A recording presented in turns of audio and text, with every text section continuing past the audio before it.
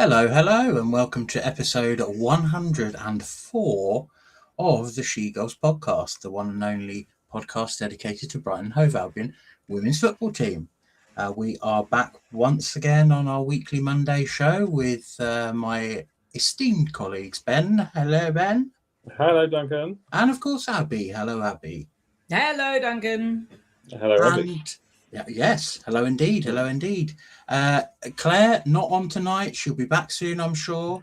But she will be missed. I know a lot of people tune in specifically for Claire, so she'll be pleased to hear about that. So just bear with the remainder of the three of us while we lost about half the ratings there. Exactly, I know. But, hopefully, be sufficient. Oh, yeah, I think we got some of that. I think your microphone might be a bit on and off, Abby. Did you get that, Ben, or was it a bit weird? It was a bit bad for me. It was a bit weird for you too. That's all right. Just checking. It was just me. I'll ferret around in the background. She's ferreting. Yeah, that already sounded a bit better. So there we go. Yeah, I mean, I'd love to say there's been tons and tons of news, and we've all got really, really excited, and we've had this signing and that signing, and we couldn't move for signings and contract renewals and everything like that. However, it's basically been the opposite, essentially, and nothing has happened since last week. Well, not nothing, but nothing in the transfer window. Nobody's come in. I think that's true. We have had one out, which perhaps we should have a quick chat about that. So we are, of course, referring to Rachel McLaughlin, who has headed up to Newcastle. Whether there's any negotiations back the other way, because we've been linked with, I believe, Emily Murphy, we spoke about last week. So whether there was perhaps one got in touch with the other, and then the other one said, well, we wouldn't mind one of your players actually to come the other way. But not sure. But obviously Rachel's gone up there to start the whole thing off anyway. So, let's... Ben, give us your thoughts on Rachel, her Albion career, and obviously we wish her all the best going forward. Yeah, I mean, it's not come as a huge surprise. I think since Charlie Rule's been fit, she's sort of been a bit of a sort of super sub and almost a bit of a utility player sometimes. When we were really injured, she was sort of playing on the left-hand side of midfield a few times, things like that. So she sort of lost her regular place in the side this season. But, I think she's one of those players that when she gets a chance, she takes it. And when she comes in and she does a job, just thinking back to sort of Man City at Broadfield, the great thrashing of Man City at Broadfield that they kind of took revenge for at Wembley. But Charlie Rule was having all sorts of trouble with Lauren Hemp. And so Dario brought Rachel on at half time, and we didn't see anything at all of Lauren Hemp in the second half. She scored a couple of goals last year, both of them with their left foot actually, which is quite confusing, and got quite a few assists. I'm just great player, big smile on the face. Always really appreciative. I always used to try and make a point of saying how well she played and stuff, and she was always really appreciative of things, and big fan favourite. So yes, it's sad to see her go. I think I always get the feeling she was a little bit homesick though, because I remember when it was in the Players Player video last year when it was given to Mo Odeslav, she sort of said something about Mo was one of the few things that really kept her sane down here. So I think she's obviously. Well, she's from Livingston, which is kind of south of Edinburgh. So yeah, Newcastle's almost all the way home, isn't it? But yeah, I mean, just wish her all the best, really. Maybe we'll see her again when they come up. Yeah, absolutely. I think it's probably a good move for her. Like you say, she is starting to become a bit of a like you say, a utility player. And I didn't think that was almost doing her justice. No, to a certain extent, because of the fact that she is a very good right back. There is her specialist position, and I think she could play in those other positions. But she never really impressed there, but I don't think that's her fault. It was kind of a round peg in a square hole sort of thing, or a square peg in a slightly misshapen square hole, something like that. So yeah, I think I had some people may remember, if they're long time listeners to the podcast, at least a few episodes, that I did have 6 players that I thought might move on. And Rachel was one of them. And again, that's no disrespect to Rachel. In fact, I would have loved her to have stayed. She was a really great interviewee for the FA Cup final, when we did the media day and stuff like that. What a fantastic person, and a great footballer. And I think that's the thing. It's like, she's not young in her career where she's sort of 22, 23, and she can afford to kind of, ride the bench for a bit, bide her time. She's in her sort of later 20s, where you really want to get the most out of your career. You want to be playing week in, week out. You want to be out there, on the field of play. And I think, Newcastle is, I guess, sort of a happy medium, because I should imagine they're probably better paid than some of the clubs that would be north of the border. Not all of them necessarily, but quite a few of them, I would say. And it's quite a professionally run outfit, of course. But then she is kind of not far, away from Scotland to be able to get back, Newcastle being right up there. So it feels like it kind of worked all angles. Abby, what did you sort of make of it? Was it a shock to you, or? I don't think it was a shock. Am I sounding better, by the way? You are indeed. Now You're sounding absolutely brilliant. Pristine and perfect. Thank you. Excellent. I'm so glad, because I'll have lots to say. No,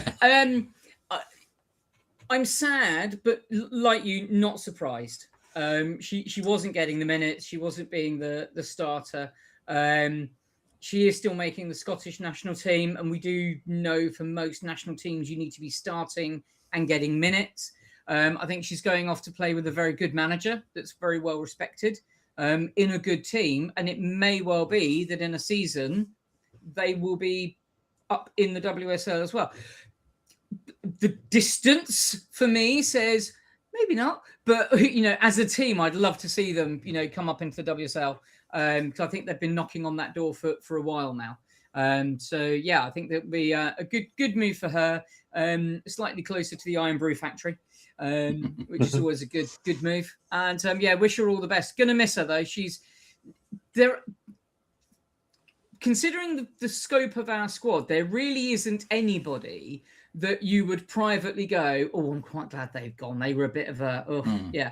Most of the people who play for Brighton are really lovely people and great women and good role models and all of that. And Rachel is one of those. So yeah, good luck to her. Wish her all the best. We'll keep an eye on Newcastle. But yeah, not a surprise, sadly, but greatly missed.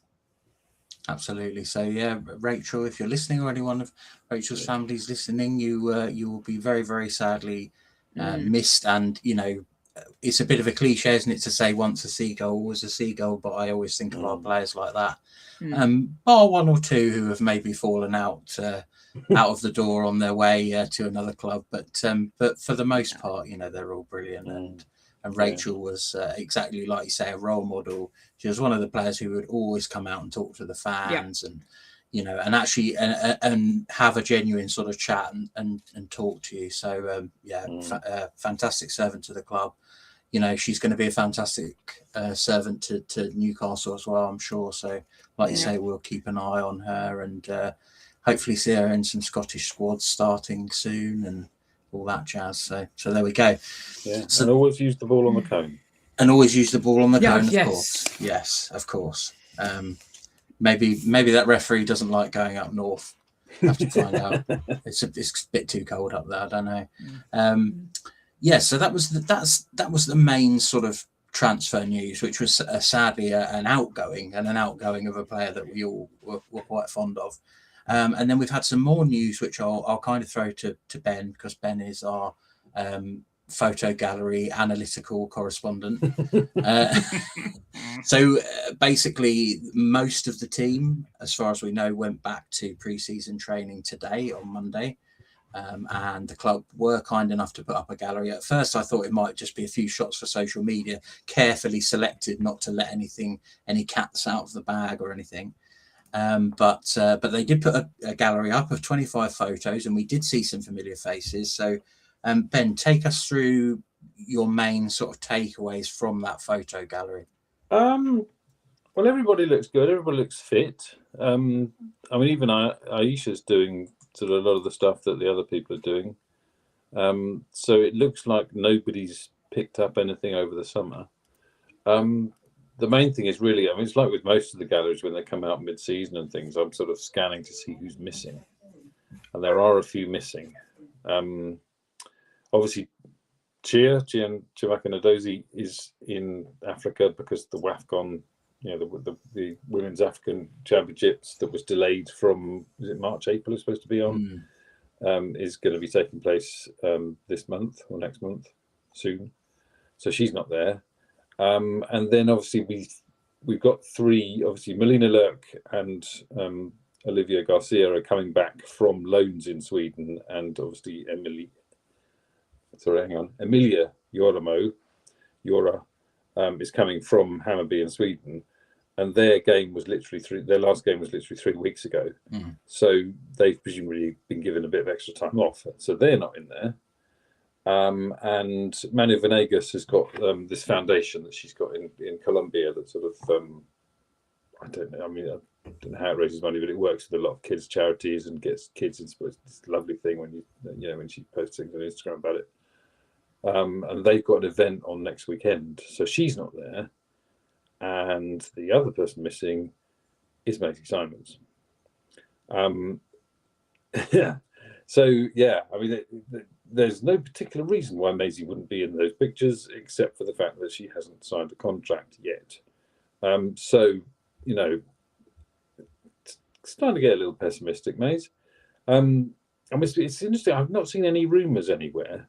But then they don't normally rumour about us anyway, or that not outgoings anyway. They rumour when we're linked with a player coming in, but nobody really talks about our players going out. But and also the club, I feel like the club would have said thanks and goodbye if she was definitely going. So I think it looks like they're still in negotiation. Still up in the air, possibly. Yeah. I think that's if she's not contracted, then she wouldn't be allowed in the. Exactly right, because if she got injured or something, then that could stop her any potential. And they don't want her move taking our secrets away either. Very that true. Sort of stuff. So I'm still open-minded, but it's like can we hear something about that one, guys? There's a lot of transfer news we'd like to hear about and things, incomings and whatever's, but we'd really like to know if our skipper's staying. I mean, partly because, I think if she does go, we'll be gutted, but we need to get that out of the way, don't we? Yeah, we either need to start working to plan without her, or we need to have her in the building to plan with her. Yeah.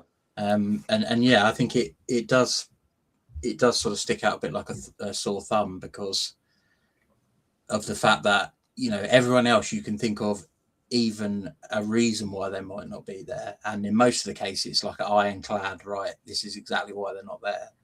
She's the only one you think, why wouldn't she be there? And also if you're taking photos for the gallery, you'd put your captain front and center for a lot of those photos, wouldn't you? So I mean, speculation is abound. I think you're right, Ben. I think if it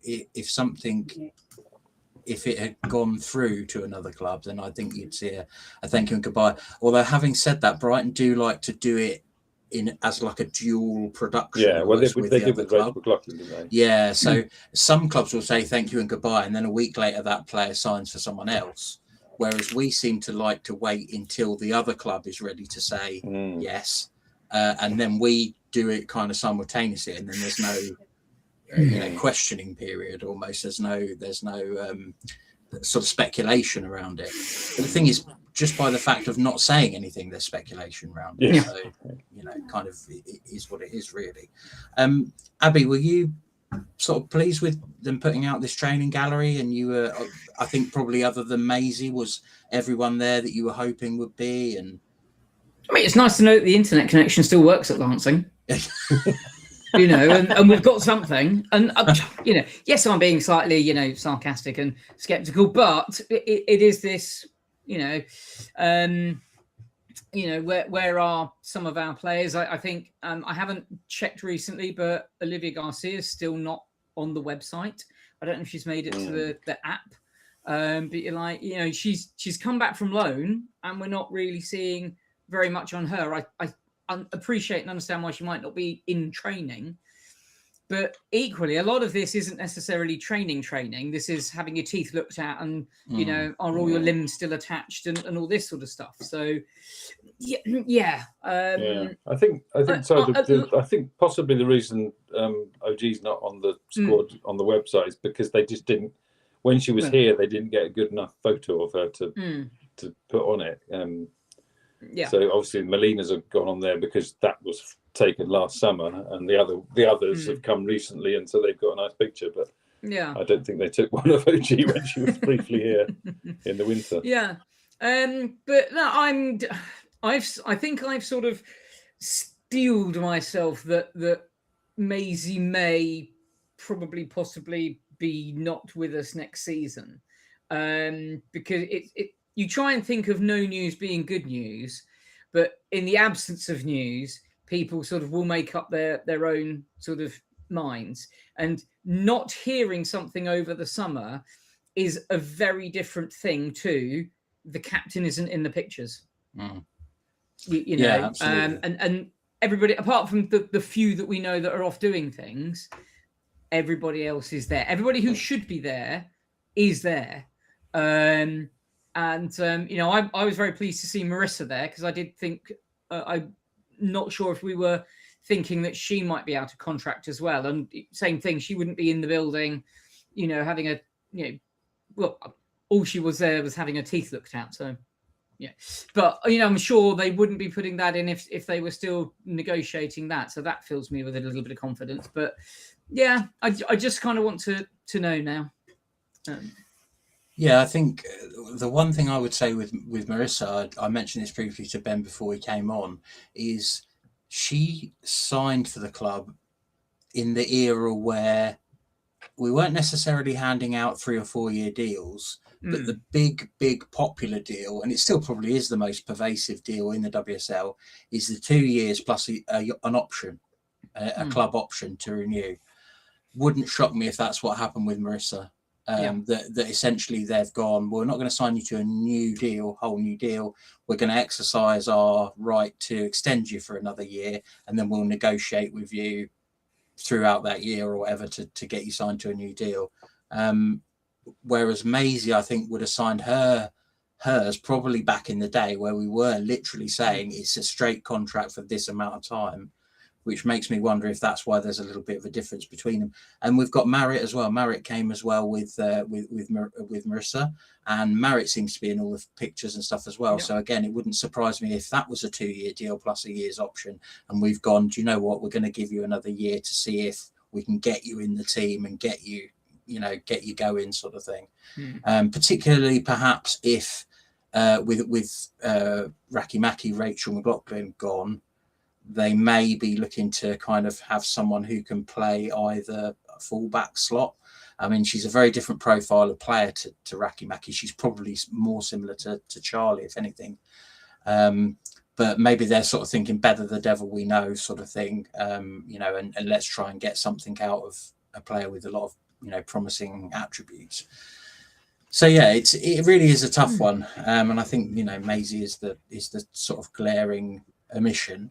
And I think we all hope that we see a thing tomorrow where Maisie comes in and, like, oh, hi everyone, I was just having an extra day off, had to go to someone's birthday party or something. Here I am, but it doesn't feel like that at the moment. So hopefully we'll find out quite soon. So I think I was saying to the guys earlier, I wouldn't think of this as kind of like a game per se, but I thought we'd just roughly go through, because this was something we were going to do last week, but we went on so long we didn't really get around to it. But let's have a chat. You shock me, Duncan. We went on too long. How very. And actually, last week we only went on for an hour and 40 minutes. I was going to say last week it was only me and Claire, and we were very succinct, because I think you broke our spirit. I think that's probably what it was. And I think Ben needs to say his next sentence as a pirate. As a pirate. Or in the style of David Attenborough, you can choose. Or make it rhyme. I mean, make it rhyme. Oh, dear. See what happens when you're not here, Ben. What I have to cope with. The whole thing. So let's start at goalkeeper. I'll start with you, Abby. Let's have one as not concerned at all, and 5 as, we don't want to make it too broad. 5 as I'm panic stations, like there's lights going off, everyone's running around like headless chickens. So the goalkeeping group, what do you make of that? I think I'd almost be a 0.5.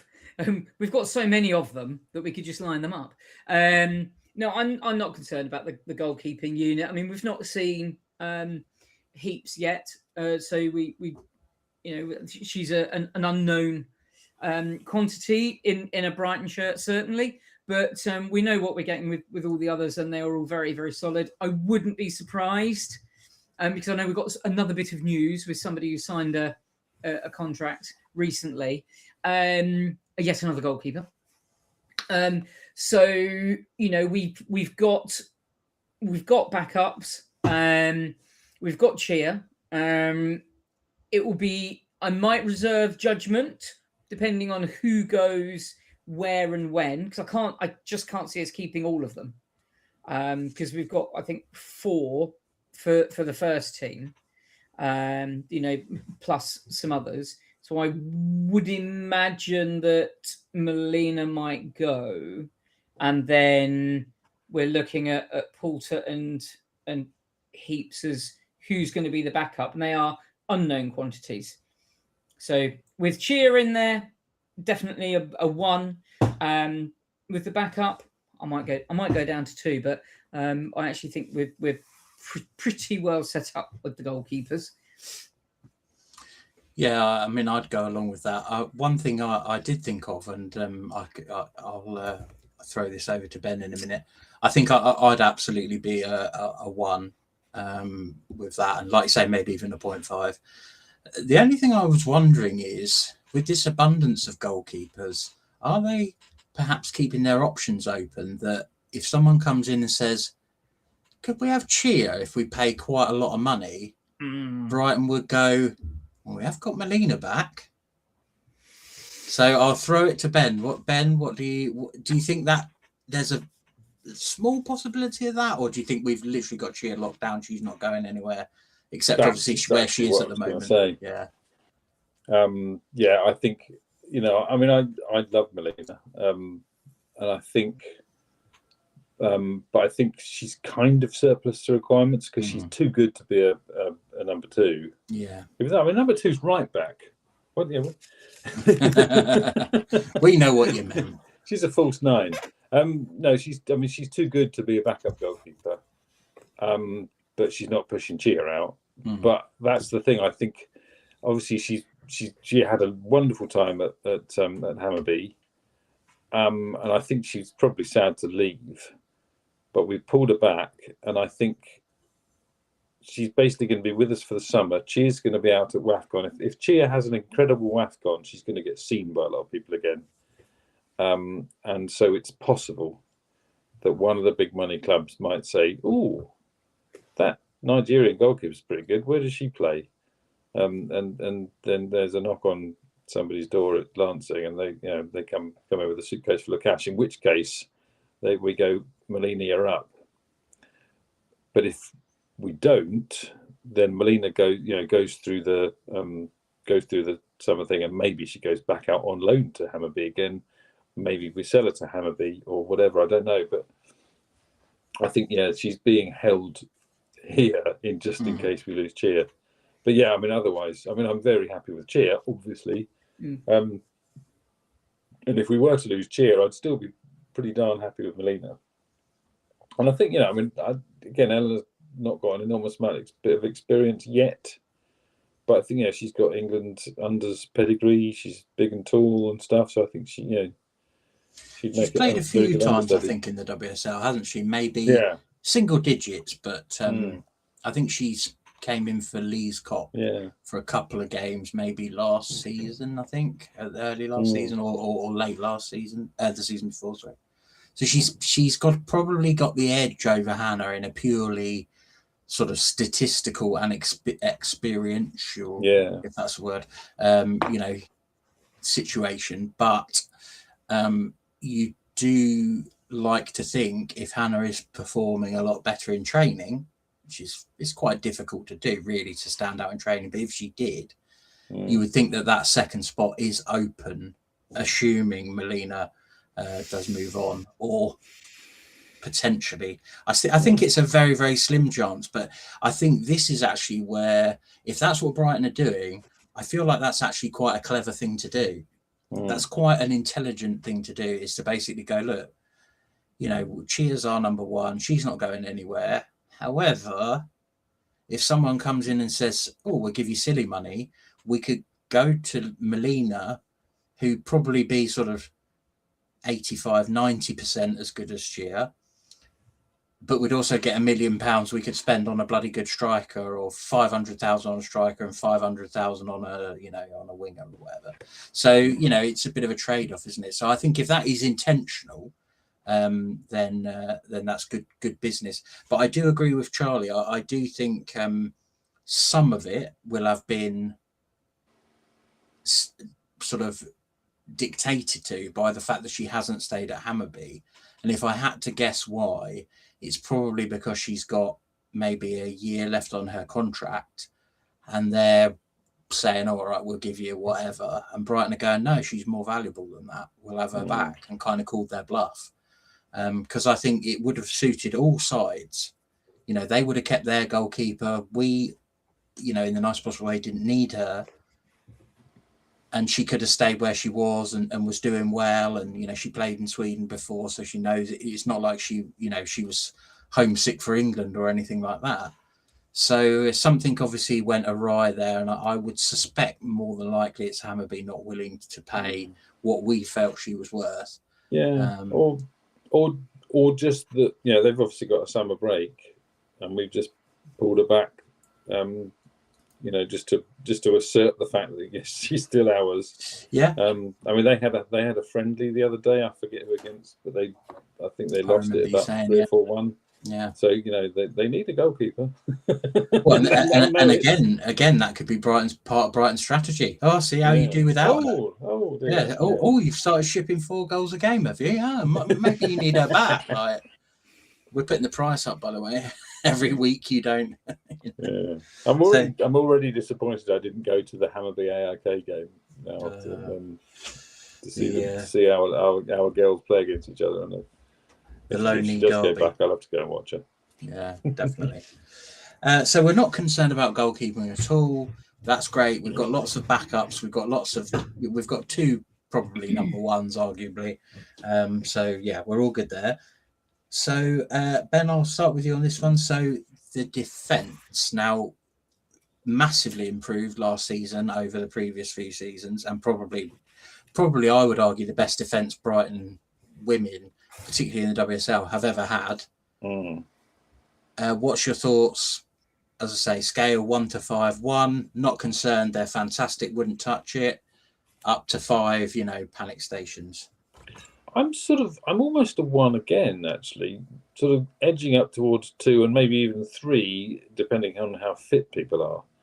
Because if they're all fit, I mean, there's 7 official listed on there: Manu, Moeka, Maylise, all the M's, Marissa, Marit, and then Caitlin and Charlie, 2 C's in the end there.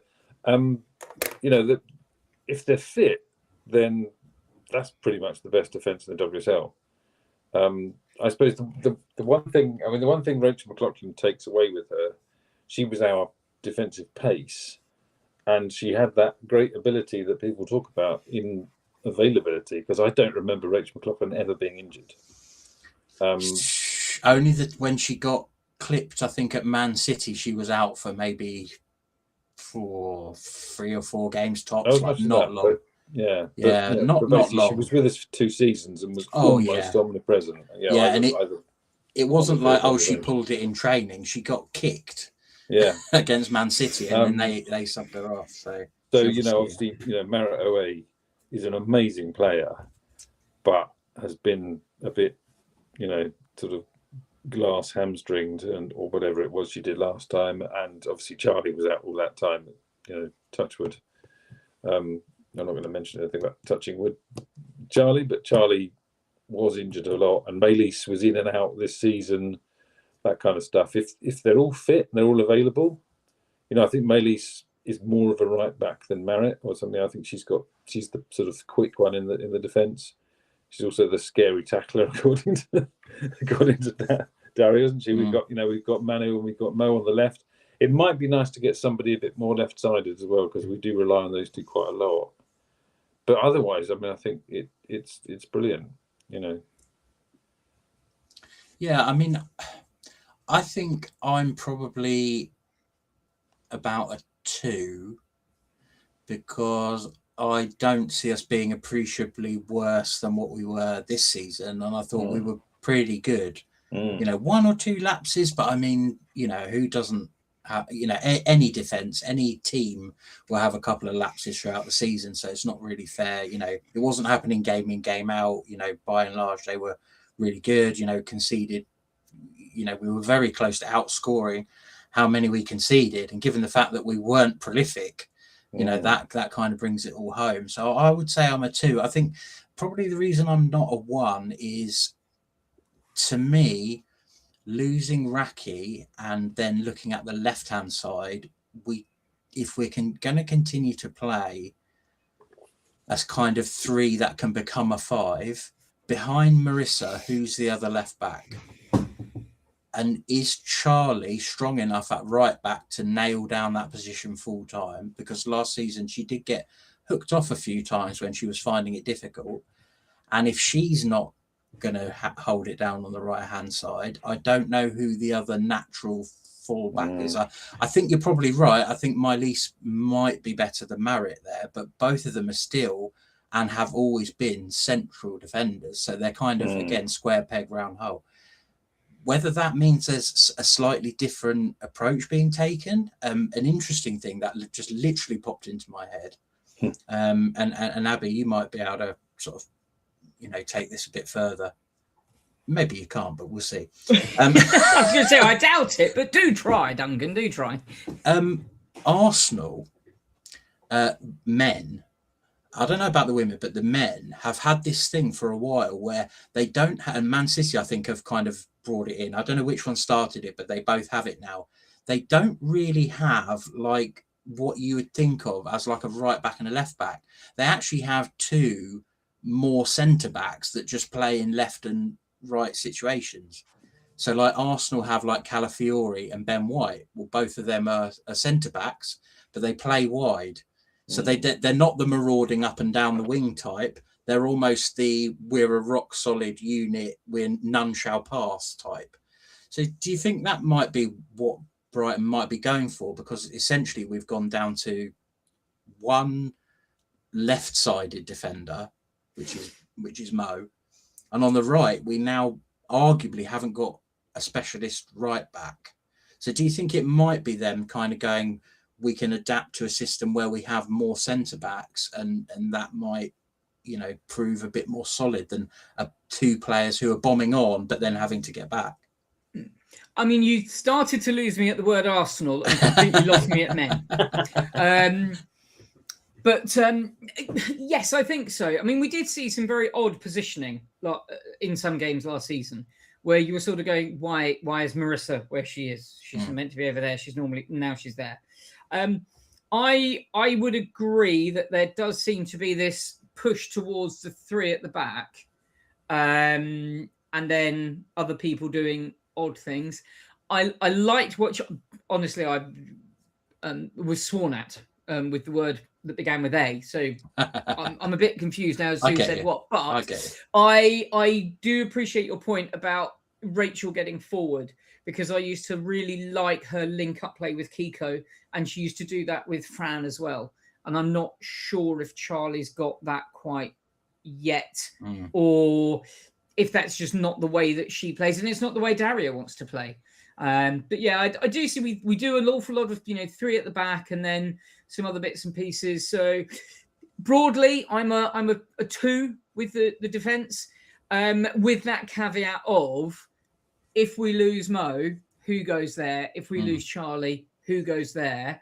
Or is Dario happy with the rest of the defence that if we lose one or both of them, then we can change formation so that that's not a loss?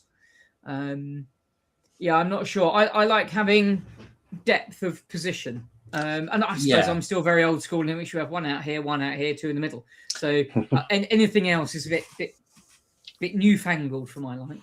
Yeah, and that's the thing. That's I think what makes it a 2 rather than a 1. I don't think we're concerned about any of the players. I think it, like you say, it's the depth. It's very easy to lose one player and then suddenly you're having to shift people right, left, and centre. I do think it's interesting though, and I don't know if we've got any Arsenal or Man City men's fans, because I appreciate not everyone supports Brighton men. Who could explain to us how like Arsenal and Man City utilise those defenders? Because guess what? Arsenal and Man City were the 2 teams that were fighting it out at the top of the Premier League to win it. Now, obviously, they can afford to buy the very best players, grant you that. But there's something to this kind of getting a centre-back and playing them at full-back and kind of having 4 centre-backs spread rather than having like a Gary Neville or a, a Graham Lasso, or kind of like a brick wall, I suppose.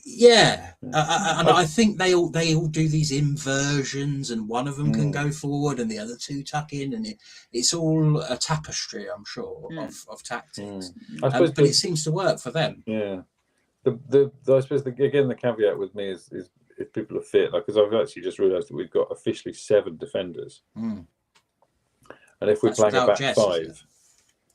Well, yeah, just Begram's around, but we don't know if she's going to go out on loan again or no, whatever. We don't know. No. But if we have got 7 defenders, that means we're using. And if we're using 5 of them at a time, that means we've only got 2 spare ones. Which, again, if people are going to have glass hamstrings, then maybe we might like to get another one in. Maybe a recognised right back or something would be good to chuck in there as an 8th defender, just to so we got the numbers.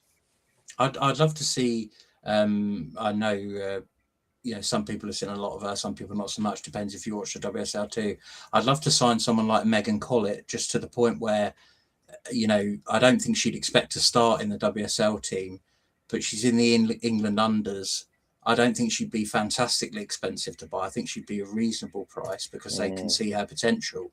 But equally, if she started to get some opportunities and took them, then fantastic, but I don't think it wouldn't be like a star signing where we'd have to say, sorry, Charlie, you're not playing anymore.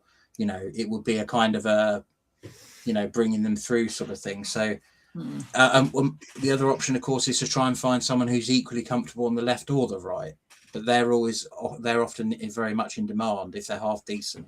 If you can play either side, then you kind of get pigeonholed as a utility, so I think broadly we're not concerned with the defence, but I think the sort of slight lack of known fullbacks or wing backs, the depth there is quite thin. So whether we see someone else come in, it'll be interesting to see, and or whether they do go with kind of almost like a brick wall of 4 traditional centre backs, but just playing across that width.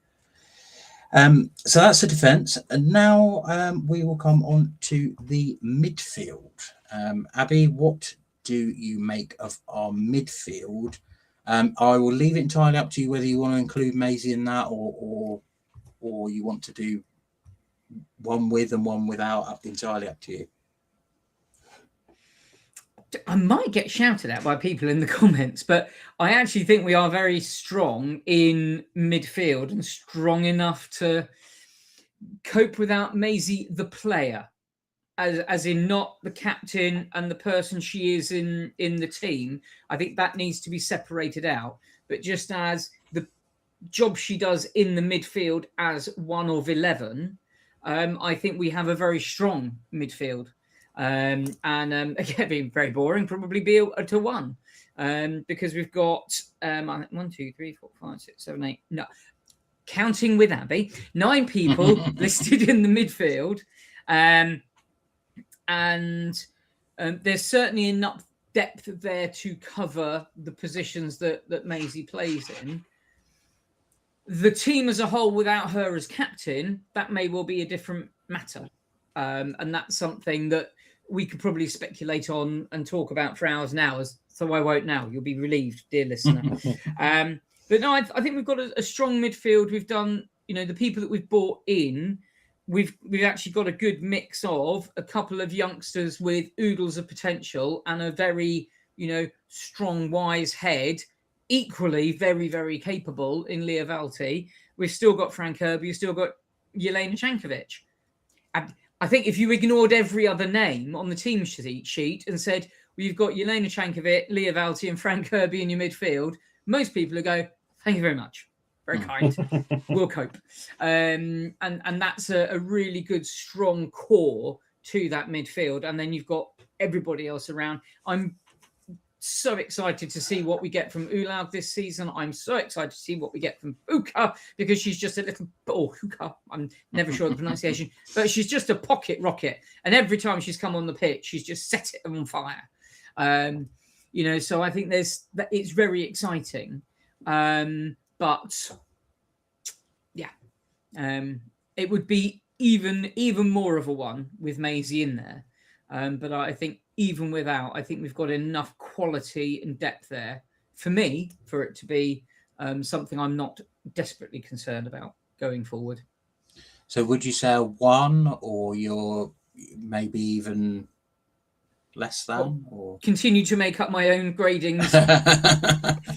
I'll settle for a 1. Settle for a 1. Yeah, I think that's fair enough. I think there is a lot of potential there, and I think signing Valti and Jorimo to me is kind of insurance if you lose Maisie, because you've got the one player who is probably more of a Maisie replacement, which is Emilia Jorimo.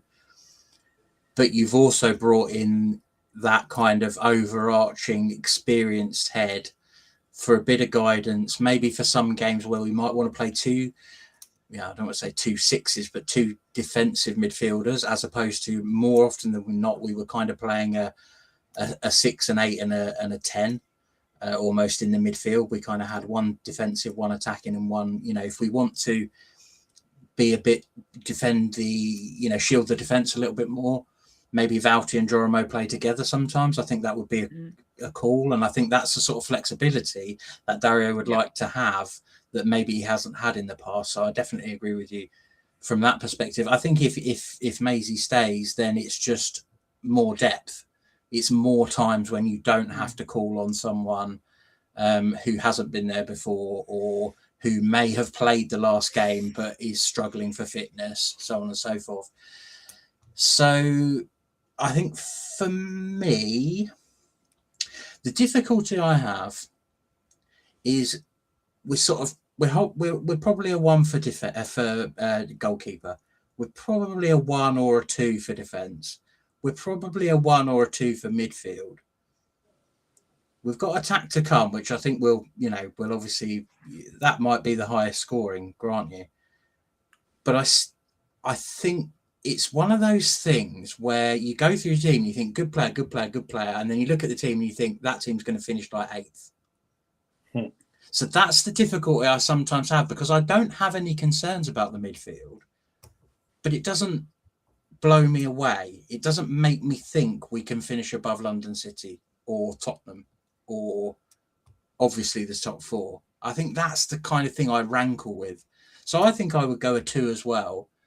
But I think if I was being a real a-hole pessimist, I'd probably say more like a 3. Because I think to make the leap, we need a worldie, not a prospect, not a veteran, a worldie. But I don't think that's realistic. So I will say a 2. Ben, what say you? I'm kind of with you. I think the club will miss Maisie almost more than the team will. Mm. And obviously the fan base, I include the fan base within that. I think, she's, obviously longest sort of serving player, which isn't saying much in this lot who seem to get replaced every 5 minutes.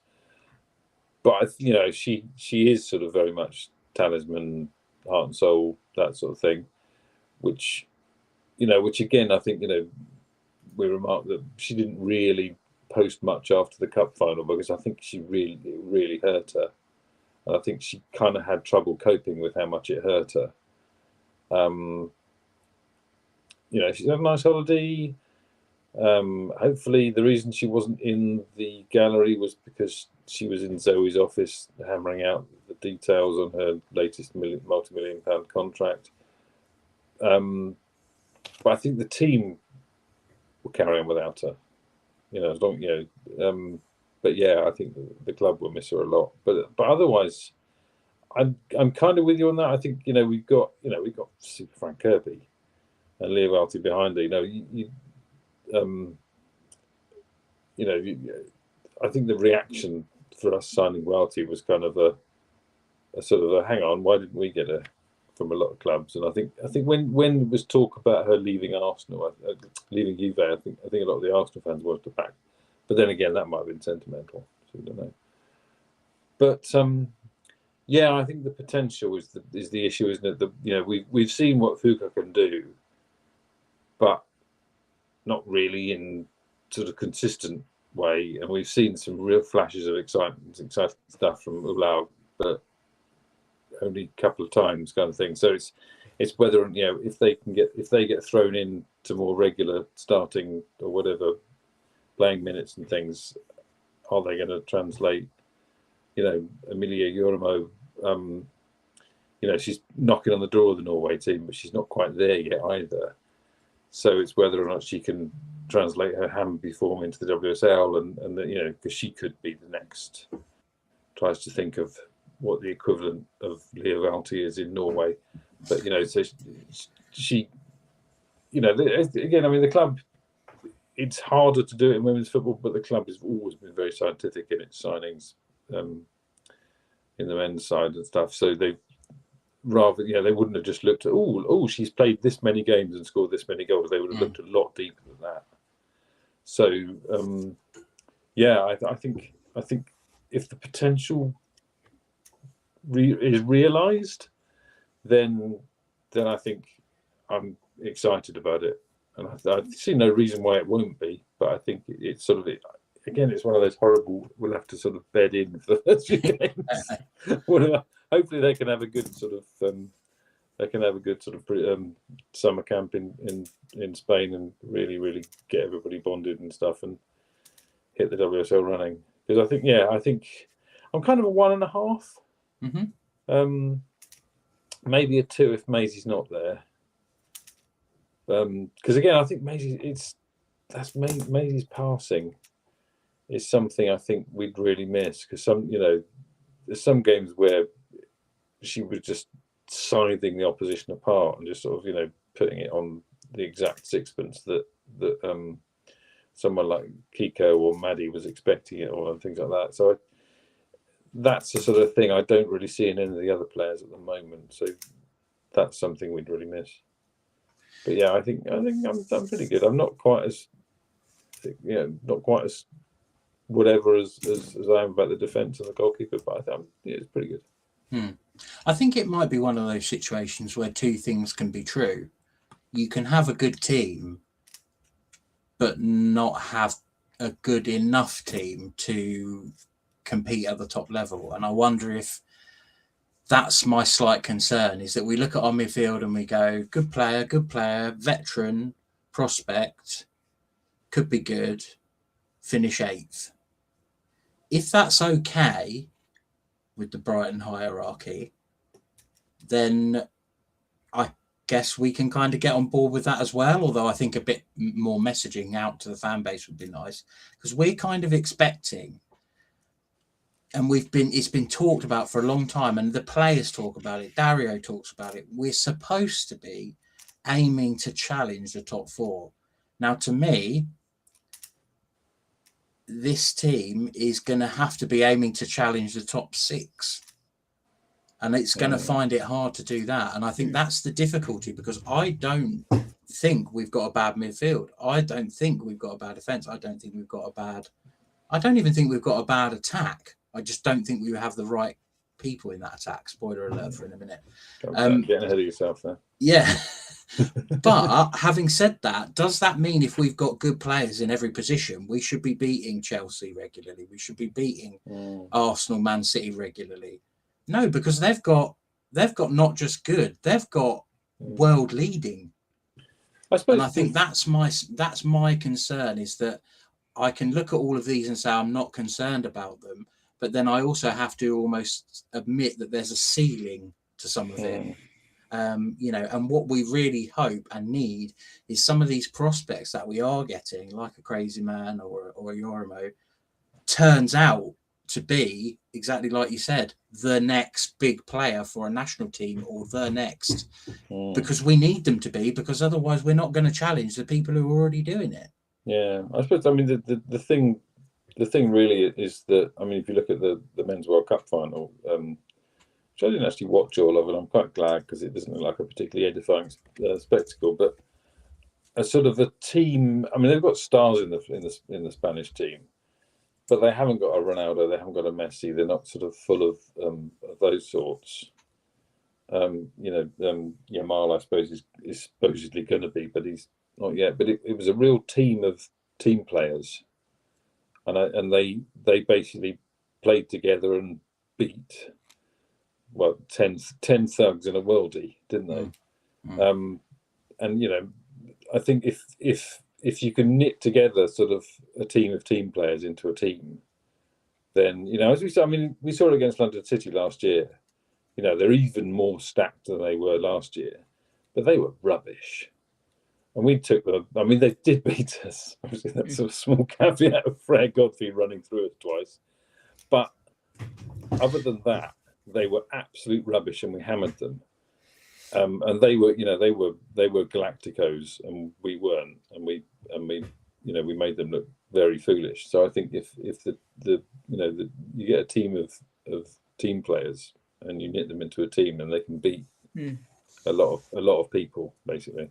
I do, yeah. I mean, I agree with that to a certain extent. But what I would say about Spain is they've got 2 or 3 players who are absolutely transcendent. So they've got lots of players who are very, very good, like a Fabian Luiz, or even the defence like Kubasi.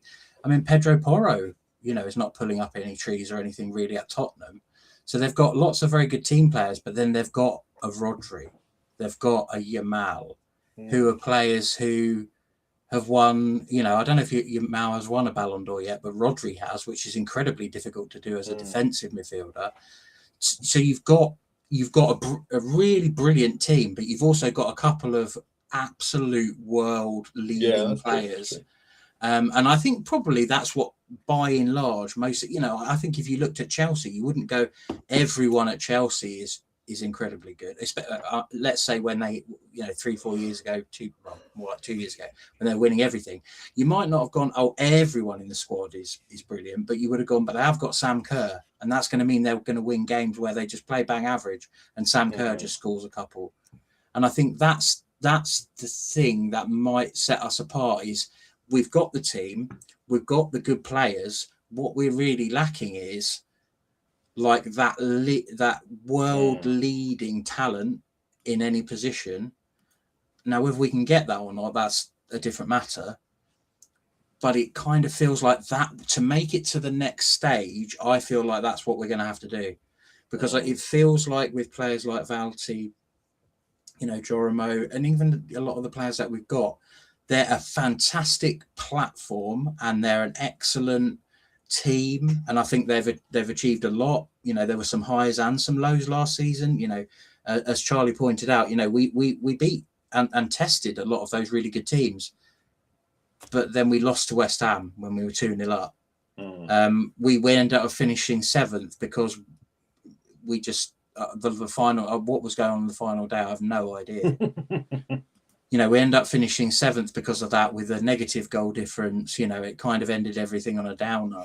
So we can't say, well, yeah, we can beat Arsenal, so we can beat anyone, but then go and lose to, and we find it incredibly difficult to beat Liverpool, who we're supposedly a lot better than. But are we really? And they're signing players who people are going, oh, God, that's a good signing. Oh, God, I didn't think she'd go there. We're not really signing those players. And it's like, I think, Charlie said, is Fran Kirby world leading? No. She's a brilliant player, but world leading, I think, went 3-4 years ago. Yeah, I was going to say she was. She was. And that's the thing. She's still so incredibly brilliant at 32 that she still plays for a team in the top half of the WSL regularly. That is a massive achievement in and of itself.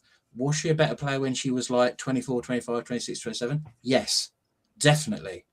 And that is the thing. Leah Valti, fantastic player. She will add something to us. But the reason why Arsenal didn't want her back in the nicest possible way, Man City didn't go for her, so on and so forth. They're buying players like Sam Coffey. It's because she's 33. If Sam Coffey was 33, they wouldn't have signed her. She's, I don't know how old Sam Coffey is, I think mid-20s, late 20s, something like that. So you see my point. So they're great for us, and we need the veteran presence and everything like that. I just feel like to do what we are saying that we want to do, which is to challenge the establishment, we either need to do something so radical that we almost have to reinvent the wheel. Like we need to invent a tactic that someone hasn't thought of and put it into place to so these teams are like, what the hell's happening to us? Jesus, we're 5-0 down. Or we're going to have to put our money where our mouth is and say, look, this player is going to cost us £500,000, but that's because they're one of the best players in the world at that position. And that's what we need to really elevate ourselves up. So it remains to be seen. Anyway, I've talked enough about the midfield. Let's talk about, we're not massively concerned about the midfield. And I think we've made all the right moves. If Maisie's going or if she's staying, I still think we've made all the right moves. So there we go. I think, we're most of us somewhere between 1 and 2, so not massively concerned. Attack. I think this is where things might change. A little bit or a lot. I don't know. Genuinely don't know. Ben, what would you say, sort of between 1 and 5, what would you say your level of concern is for the attacking group? Well, it also, I suppose, depends what you want to include as the attacking group, because we did kind of talk about Ulaug in the midfield, but I guess if we're playing 2 wide attackers and a central attacker, then I guess you would be considered part of the attack. But what's your sort of feeling on it overall? I'm sort of. Probably about a 3. Maddie really got her mojo towards the end of last season. I think, she was a great forward, but she wasn't scoring many. And then suddenly she sort of found her scoring boots, as it were. But she's still not quite that centre forward player. And we relied so much on Kiko's goals last year. And Kiko, officially as a winger. I'm still very confident that Carla Camacho is going to be the player that she was always meant to be, and she's going to be the next big Spanish striker. Whether it'll be this season, I hope she gets more minutes, and I think if she does get more minutes, she will get more goals. Sophie Peskett's a bit of an unknown. Again, very, very good at very good at Ipswich and stuff. Can she make the step up? And again, Nadia Crazy Man,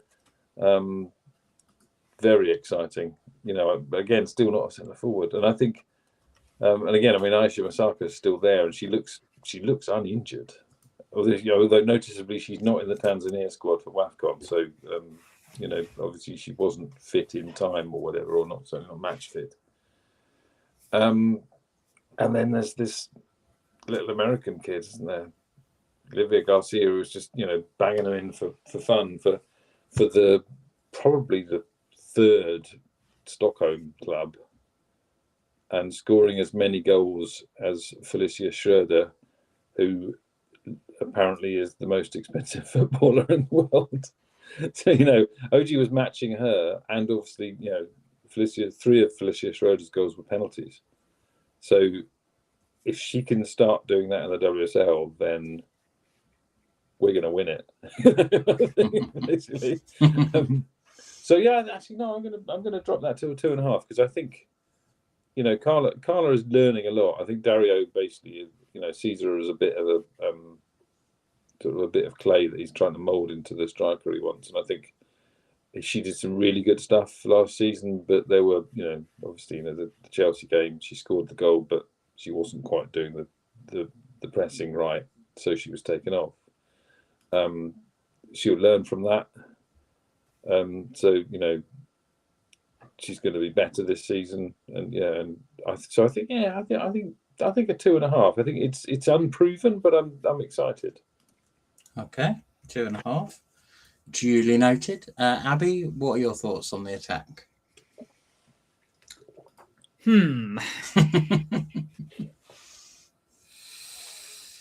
It's a tricky one. I'm feeling a lot less positive than Ben is, I think, on the attack. I was thinking about a 3 or a 4. I don't think it's panic stations, because we do have. Oh, hold on, counting with Abby.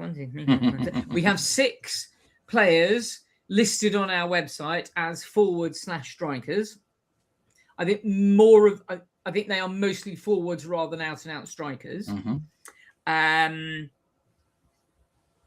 Of those, we have Aisha, who I've never seen kick a ball.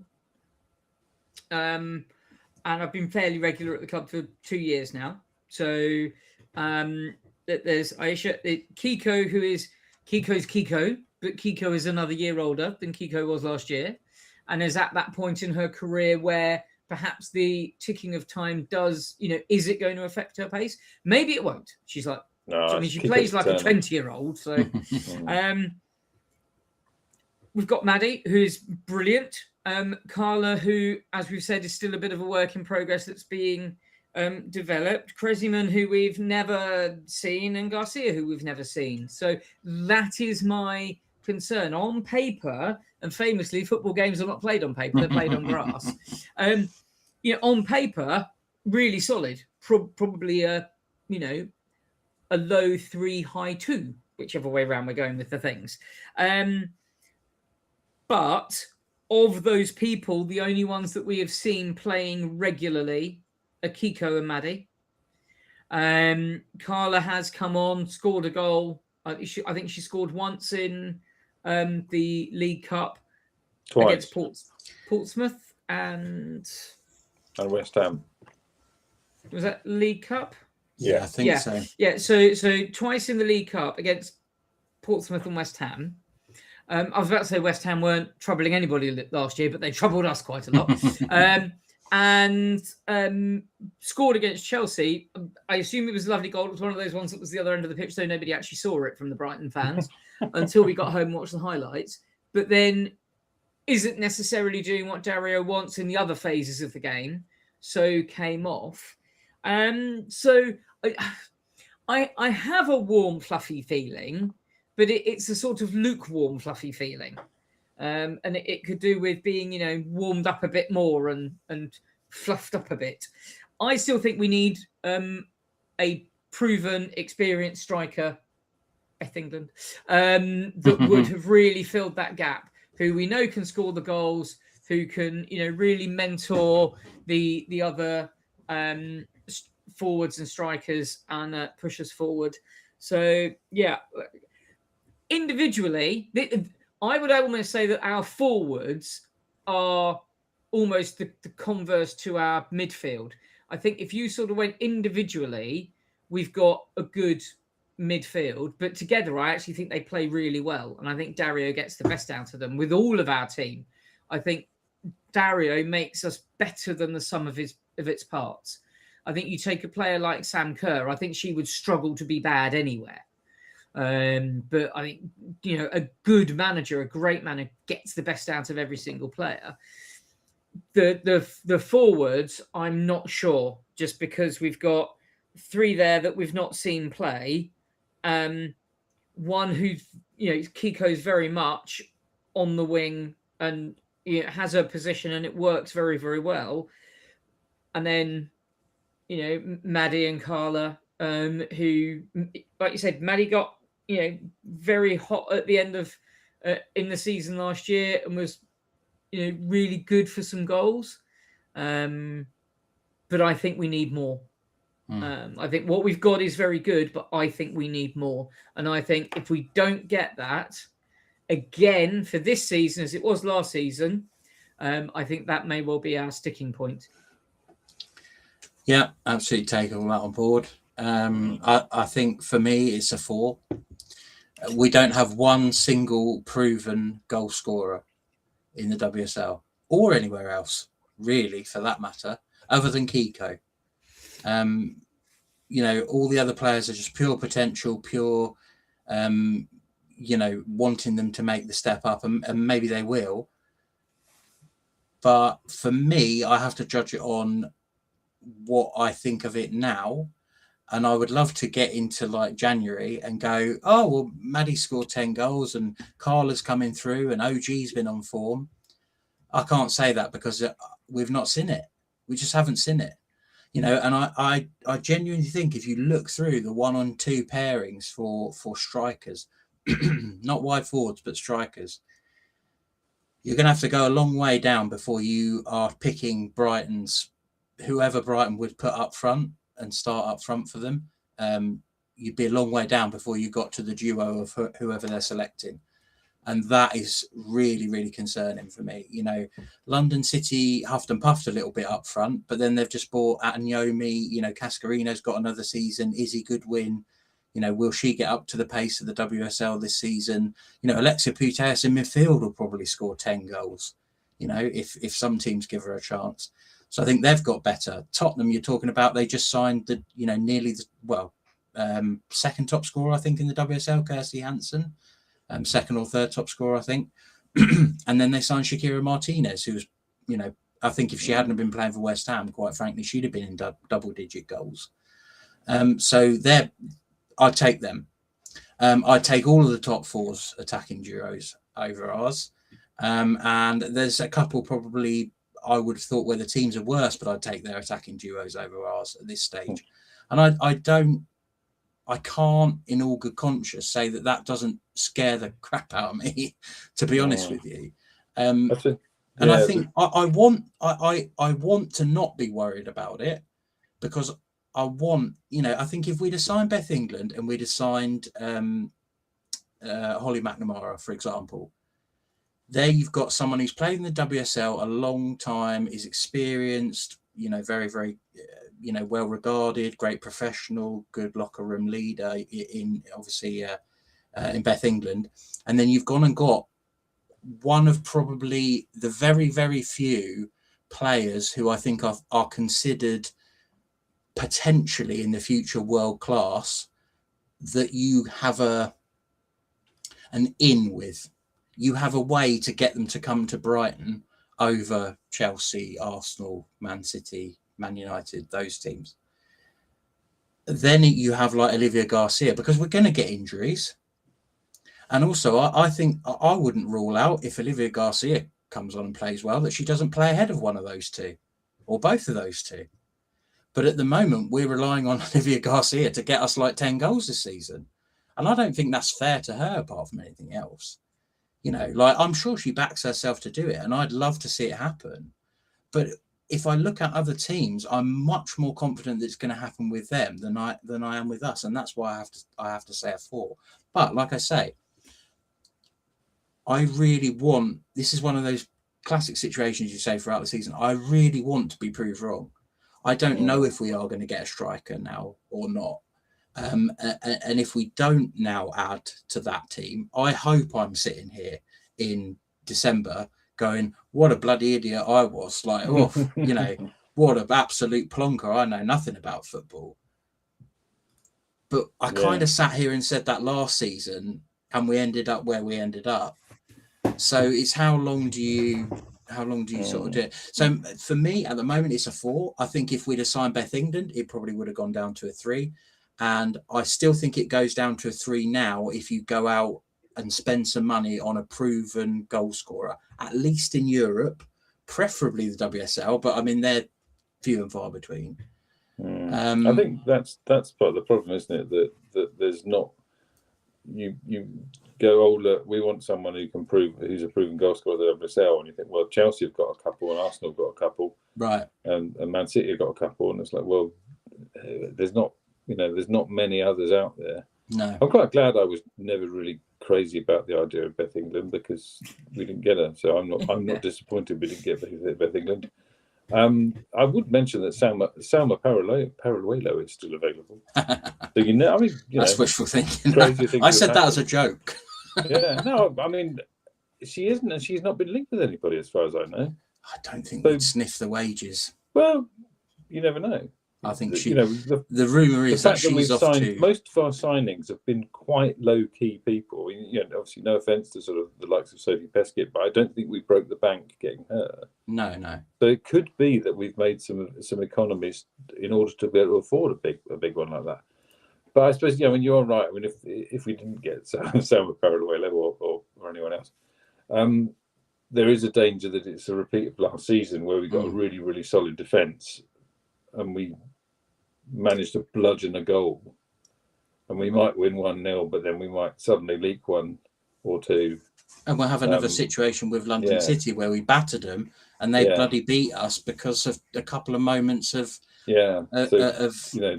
magic from a very good player. I said to Dario when we had him on last month that those 2 goals shouldn't have mattered because we should have been 4 or 5 up. And I think that is the danger, isn't it? That we repeat this season. But I think, I don't. I mean, I listened to last week's pod and it was quite negative all the time. Yeah, I think it's difficult though because we want to be positive. We were trying to be positive, but we need things to be given that are positive about. To me, it's the same situation as when we talk about atmosphere. If Brighton are losing games they shouldn't be losing at home, you will not get an atmosphere. You will not get that atmosphere. People need to see players out there winning games in front of their home crowd. When we played Arsenal on that night, we didn't win in the end, but it was 1-1. The crowd were going hell for leather. And that's because what they saw on the pitch was phenomenal. It was incredible. It was guts. It was glory. It was everything. But that crowd, when they then see like us get beat 3-0 to Chelsea and barely get out of our own half, are like, do you know what? A, I don't want to sing, and B, I don't want to come back next month. And that's the difficulty that we have, is as a new club, we need to give people things to be excited about. We need to get those people who came to Wembley to come back. And I think if you go out and sign some known players, if you go out and not break the bank, but you go out and sign some other players from around the WSL, you go out and sign maybe 1 or 2 international players, then you can say, look at this, look at what we put in front of you. That's an exciting team. Yeah, we might not win the league, but we're gonna go out there and be entertaining. I just feel at the moment we've done Brighton, which is fine, but there are other teams who are not doing themselves. Tottenham are not doing a Tottenham. They're not. They've gone out and bought proven talent. London City are not doing London City of 2-3 years ago, where they were sort of a half decent sort of WSL2 team. They've just gone, we're just going to buy every good player we can get our blooming hands on. And I've said before, I don't think they'll sniff the league because they're just a team full of individuals. But they're a bloody good team full of individuals. And you only need 1 or 2 moments, as London City showed us last season, that can turn the game if you haven't got anything to respond with. And I hope that we have, but I need convincing if you're not going to sign anyone else. If you're not going to sign anyone else, then you need to convince me that what you've done is good enough. And that will be the case with a lot of Brighton fans. And there'll be a lot of Brighton fans who have gone to Wembley and now go, okay, who's in the squad? Okay, Olivia Garcia, never heard of her. a lot of them probably wouldn't have heard of Leah Vouty, to be fair. So you're into a whole different stratosphere of people who haven't heard of certain players, if you see what I mean. But it feels like we've made good, pretty smart signings under the radar, but it just, I think after the FA Cup, it just needed something more. It needed someone to go, exactly like what happened with Frank Kirby, which was basically earmuffs River, if you're listening. Just go, oh shit, they went to Brighton. Oh, we haven't signed any of them players. We've literally signed mostly players who they've gone, makes sense they've gone to Brighton. They give their players a chance. They won't chop and change and stuff, which is great. We do want that reputation, a bit like the youngsters going to the men's club because they know it's a pathway to a bigger club. But at some point, you say, how long do we keep doing this? And selling our best players in the men's team, in our case, not going out and getting the best players before the fans start to go, hold on a minute. Well, I'm paying money to come and see this. And, I just, like I say, I'm not negative towards the players or anything. Love the players. And I will be giving it absolute, bells on, as I always do, at all the games. I wish that this off-season somehow turns round to where we give ourselves a chance to be very, very good, to really challenge the top. And at the moment, I don't have the confidence that we're going to do that. I just have confidence that we're going to be Brighton of the last couple of years. And if that's good enough, that's fine. But that's not what we've been sold. So, And again, like, I'm talking about when we're talking about, panic stations and stuff, slightly cliche, but I'm saying 4 because I'm genuinely concerned. I'm genuinely very concerned about our attack at the moment. And if we get to January and Olivia Garcia score 15 goals, I'll quite safely reduce it to a 2. Wouldn't be a problem. I'd love to, because if she can come in and score goals off the bat, great. Like, fantastic. She's what we've been waiting for. But I can't sit here in July and say that because it hasn't happened. So that's my issue. That's what we were trying to sort of say last week, was that, we really hope that these players do become the stars of the future, and that obviously the people at the club and Dario are doing their job because they know way more about, practically anybody knows way more about football than I do. But, I really, want them to succeed. I want anybody who pulls on a Brighton and Hove Albion strip to do really well and become the best that they can be. And I think they've got a very good chance of doing that with the facilities at Lancing and the coaches we've got and the manager we've got. I think there is that.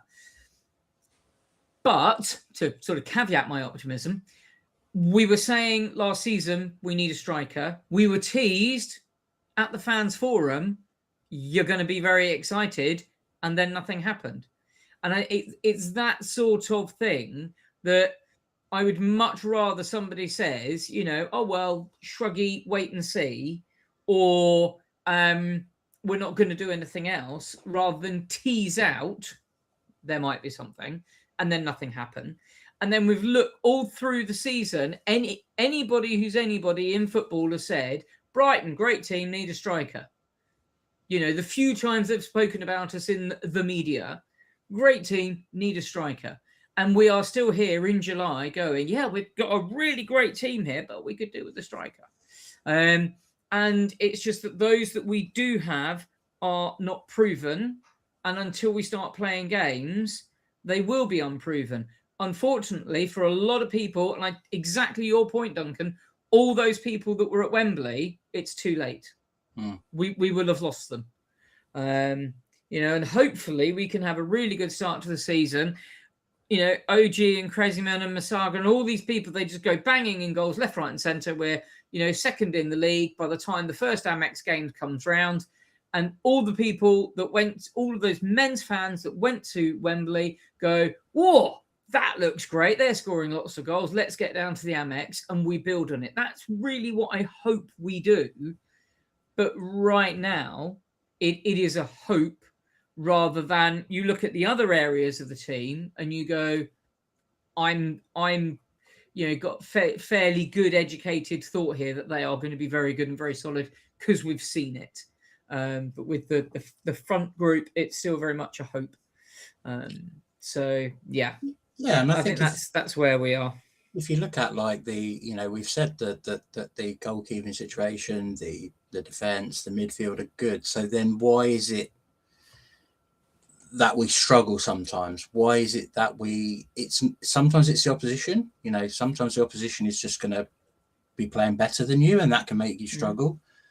Sometimes it looks like we're struggling. And I think if you had to look at any area of the pitch where you'd go, that side is not letting the side down, that's not the right word to use, but if there's an area where you'd be like, right, the defence are doing well, we've not letting a goal yet, the midfield are holding strong, they're creating some opportunities, attack, we haven't scored any goals. That's where it kind of falls down, and that's where I think everyone's just been for so long. And like you say, pundits have said it, podcasts have said it, obviously we've said it, we need a striker. And if Olivia Garcia is that striker, that's fine. That's fine. If they have that faith in her, they'll have seen a lot more than we have. I mean, I think Ben's seen a fair bit of her, and she's absolutely 100%. Like, I've said before, she'd be the sort of prospect I'd be going, yes, please, because she didn't play for a big Swedish team, but she's still scoring goals, and scoring goals for a lesser team has to be taken into account. But it's not going to make anyone who didn't come last year come this year. And I just think it's also a lot of pressure on a player who's basically gone from the Danish league to the Swedish league, and admittedly done brilliantly, but to then bring her into the WSL within essentially 9 months and expect her to be your sort of main leading striker is a lot of pressure. A lot of pressure. And I would not hold her responsible if she maybe only scored a couple. I still think that would be actually a decent return, but it wouldn't be enough for what we are supposed to be trying to do. And that's my concern. My concern with Olivia Garcia particularly, but some of the others, is that we're almost in a Michelle Adjemang situation again. Yes. That everyone's very excited. We're going to give them the number 9 shirt, possibly. We're going to be, right, that's our striker, lovely. And then we get a few games in, they're not scoring. Whereas for any other 22-year-old kid who's playing for a new team, you'd have gone, plenty of time. But because there is that sort of spotlight and pressure, if they were playing in midfield or anywhere else, you wouldn't get that. But because it's the striker, you've then got that added pressure. Now, they won't have that pressure because Michelle Adjemang had the Euros to sort of, extra bits on top of. But, yeah, I say we're cautiously optimistic, but I think we are fairly justified in our caution. Yeah. I mean, Charlie said, I don't think it's the players, I think it's the results. But to me, they're hand in hand. If you have the best players, you generally speaking get the best results. There's teamwork in it. Of course there is. But it's no surprise that Arsenal and Liverpool and Man City fight for the top of the Premiership. There's no surprise that it's Arsenal, Chelsea and Man City who fight for the top of the WSL. And everyone's sort of saying, oh, well, Man United, they spent like $1 million or odd in the January, didn't they? So like all the teams that are at the top are all teams who have spent a few million, I would say, or at least on players. And it's no coincidence that they're at top. I think what London City will suffer from is the fact that they've done it. They've basically not built the team. So rather than building the team and augmenting it with these, the world-class players, they've essentially gone out and got all the world-class players first, and then are hoping to make a team out of it, which I think in the short term is quite naive if you think you're going to be sort of like top of the league or anything.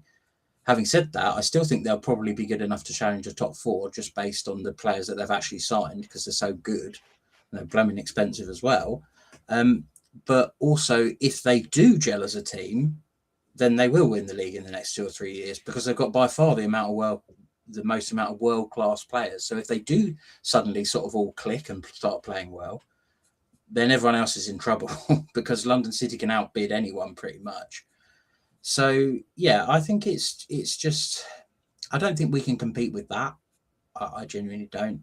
I also don't think we would want to be a team who would do things like that either. It's just throw money around willy-nilly. But I do think occasionally you have to go, rather than a prospect, rather than a off the beaten path, rather than a veteran, you have to just go out and get what you need. And unfortunately, sometimes you're going to pay a bit of a premium for that, but ultimately you're paying for a premium for a reason.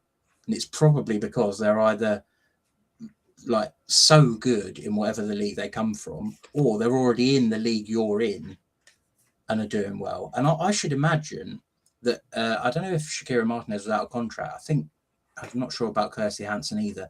But if you had to buy them players off those clubs, I mean, at Hansen, they wouldn't have let go for less than $500,000, I'm sure. Probably Shakira Martinez around the same amount. So if they were out of contract, then obviously Fandabi Dozy, they got them for on the Never Never, didn't they? They got them for nothing. But they would have gone for that price because of the fact they've been there, done that, literally, in the league that you're in. And you bank on the fact, like I say with Shakira Martinez,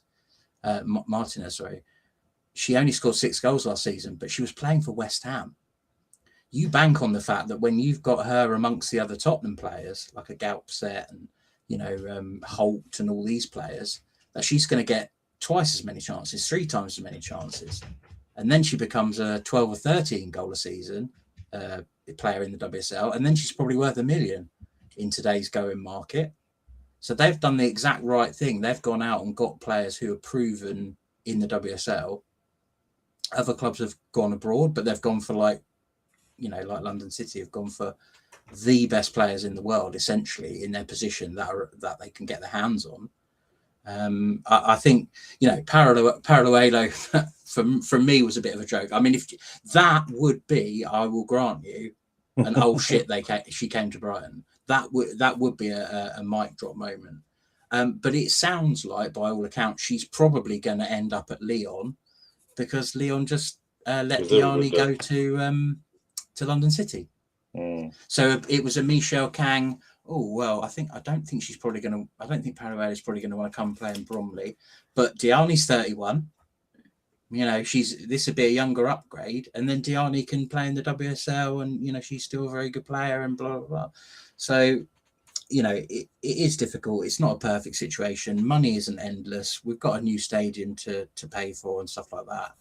I'm just concerned. That's all. I'm just concerned. I'm just a little bit worried. That's all. Because I want us to be good. And I really honestly hope that we are. And then everyone could just tell me to shut the fudge up. Yeah. Well, again, as you said, that we were a really, really good team last season. We just couldn't get the results. And I think, that is the danger, isn't it? That we're going to be as good as we were last season and still only score, sort of half the goals we should be getting. Because no one really went down in our estimation, I wouldn't say, of any of our players last season. It wasn't like we finished 7th and we were like, oh, God, if so-and-so pulled their finger out, then... No, we were looking at all our players going, we had a good season. Yeah. France stayed fit a lot of the season. She scored goals. Kiko had a really good season. Like, we weren't looking at anyone and going like, well, they're not pulling their weight. That's why we finished 7th, because blooming heck, we're looking at all our players going, they're good players. Good players. Like, wouldn't swap them out, wouldn't swap them. So then you have to go, well, yeah, but we did finish 7th. So how does that happen? And, you hope that you can make small changes and kind of, like I say, augment what you already had to improve. And some of that might be a player or two going that we were hoping wouldn't. Could be in Maisie's case that Yorimo and Valti were brought in because Maisie is going, in which case that's a change that you were hoping, I guess, not to make, and it still remains to be seen whether that is the case. But I think we're in a good place. I just hope that we're not done. for the beginning of all the players are in and pre-season. I think ideally any coach would want their entire squad to utilise within pre-season, because that's where you can drill in, this is how we play, this is the methods we're going to use, blah, blah, blah. But, we did have Nikita come in and be very successful as a late addition a couple of years back. There's potential for something like that to happen again. I think if London City didn't have such a low amount of English players, I think Nikita would be, certainly akin to someone like Beth England, who could come in and fit in very well, and I'm sure would score 6-7 goals if she played regularly for us. I think that's pretty much guaranteed. I think the only fly in the ointment is the fact that London City have basically got rid of a lot of their English players, or they have an overabundance of English players in one position. So they're kind of, at the moment, need all the English players they can get. Yeah, they've got 4 English goalkeepers. Well, they've got 8 English players at the moment, which is the minimum, and 4 of them are goalkeepers. Yeah. So, yeah, the other ones are Poppy and Keats and Freya Godfrey and Izzy Goodwin. Yeah. So they've got to keep those. I mean, I think Poppy will probably get minutes, but Freya Godfrey, Izzy Goodwin, and Keats, they're playing in the League Cup, aren't they? Yeah, that's true. Right, let's do our other little. So this is an actual game.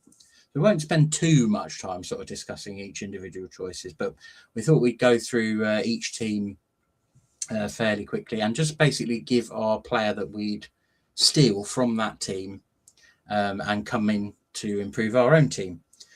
The only sort of caveat that we had was to make it semi-realistic. I feel like Claire maybe said like Alessia Russo or something last year, which I think was maybe a bit of an overreach, but someone who you could see somehow, some way playing for Brighton, not necessarily this season, but just you're kind of, it's a bit like sort of fantasy football type thing. If you could draft any one player from that squad, so we'll do it alphabetically, I think. So I will start with you, Ben, and Arsenal. Who would you pinch from Arsenal if you could? This kind of linking on my sort of talking about we've got a great defence, but only 7 of them. I think I'd nick Taylor Hines, because I think she would be potentially gettable as well, because I think she's getting crowded out again. She hasn't had many minutes anyway, but I think they're sort of, she's being squeezed out as well. So I think and I think she's a very, very good. She's a lefty, which is always good. I think they probably wouldn't mind letting her go either, apart from the fact that she's a homegrown, so they might be running short of them as well. It certainly seems more of a factor in the league at the moment. I think because there's so many players from abroad. I think back in the maybe 4 or 5 years ago, even having enough English players wasn't really concerned, because a lot of English players were in every team.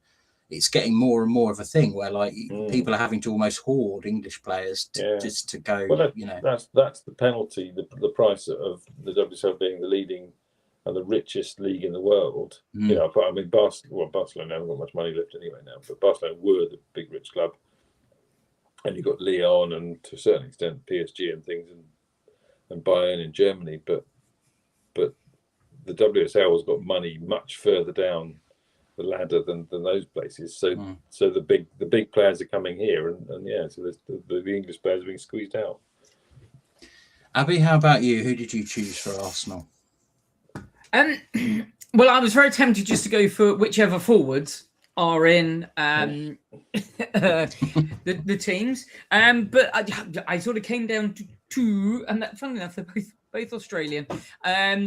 So forward-wise, I do like Caitlin Ford. But also I'm very partial to a Kyra Cooney-Cross. I think she's one of those players that doesn't always get the time I think that she should, and I think it's quite congested at Arsenal. I think blue and white stripes would suit her. Yeah, absolutely. About KCC, the part of the reason she didn't get that many games this season is because her mum was sick, and unfortunately, commiserations to the Cooney Cross family that she unfortunately died last week, didn't she? So best wishes to them. Thoughts to them. Yeah, I know what you mean though, Abby. I think putting that aside, which is obviously quite difficult to do at the moment, but she was kind of almost like the first sub, or never really the starter. Whether that might change now Palova's moved on, I'm not sure. But I always think there's a shout for an Aussie, because if I was an Aussie, I'd want to work for Dario. I want to work with Dario. He's such. This is a good point to throw in, possibly, that he's done an interview for the WSL. I think it's called Making a Manager. They've had a series all throughout the season, and Dario was the last one of this current series, I think they said. And I think very pleasingly, I'm going to toot our own horn for this. I think very pleasingly, I watched the interview all the way through. It's fascinating as always, and Dario is so engaging. But a lot of the questioning that the WSL asked him, we asked him as well.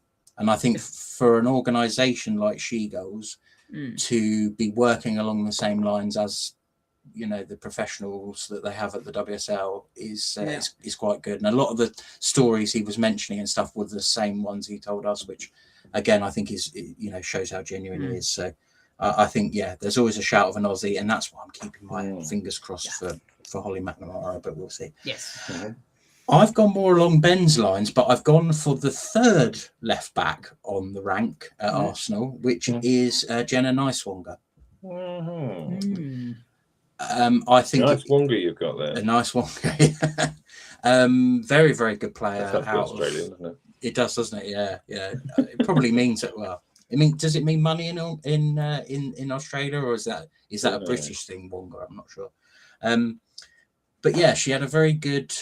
She was great, fantastic player in the NWSL. I think she was like Rookie of the Year, or she made like the Team of the Season or something in the international squad and all sorts of things. Get signed by Arsenal, and they kind of go, well, we've got Katie McCabe, and we need an English left back, so we signed Taylor Hines. So. It almost felt like a bit of a Rosa Kafaji type situation. Yeah, they do that, though, don't they? Oh, they do. Yeah, all the top clubs hawk players, but Arsenal are a bit strange about it, aren't they? They tend to sign them in the exact same position, and then sort of go, well, why are you not happy where you are? Or went to Aston Villa, and I didn't see a lot of her there, I'll be honest with you, but I always look at fan reactions, and the fans at Villa were basically saying if she had a buyout clause, why Villa wouldn't have activated it, they don't know, because they thought she was fantastic in the limited amount of games that she played for them. I think it was maybe about 10 in the end, 10, 12. So I think we need backup on the left for Marissa. Don't know if she could play on the right, but I would have thought that she could in a pinch. So a lot of upside, still quite young.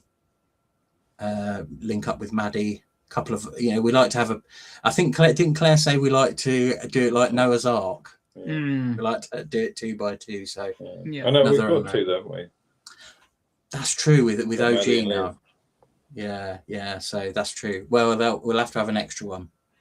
So but no, same lines as you, Ben, and I think if it wasn't a defender, it would obviously I'd have to be a striker. So there we go. So Aston Villa. I'll tell you what, I'll start with Aston Villa because I'm going on the exact same lines, but I'm going on the opposite side, and I would have Lynn Wilms. Ooh, Dutchies. Dutchies. We're down to 2, so we do need the. I know, right? We're getting thin on the ground for Dutchies. And to me, whenever I've seen Aston Villa play, she's been the best player on the pitch. And I don't mean that she's like taking it around 10 players and tipping it, smashing it in the top corner. I just mean she looks too good for that team. No disrespect to Villa fans. She looks like she could be at a bigger team. She was at Wolfsburg before, I think I'm right in saying. So she was essentially in the second best team in Germany. She's kind of gone to like the probably around about between 8th and 10th best team in the WSL. I think if she has another good season, it's only a matter of time before someone decides, right, why are we mucking about playing a 20-year-old when we could go out and get Lynn Wilms and she'll lock that side down and also be very good. So she's only 25 as well. Which there you go. So she's not even that old in and of herself. Yeah, I think, well, presumably she was good young. So, there we go. Abby, who did you go for Aston Villa? I went to bolster. Actually, does she count as homegrown? These people always catch me out. Anyway, I went Brucey for Anna Patton. Brucey bonus for homegrown. Yeah, I can't remember if she counts as I think she does because she was at Arsenal. She does. Yes, I think she does. Yeah. But again, one of those things of take the a good. I was tempted to go for Lucia Kendall just to make Ben smile. I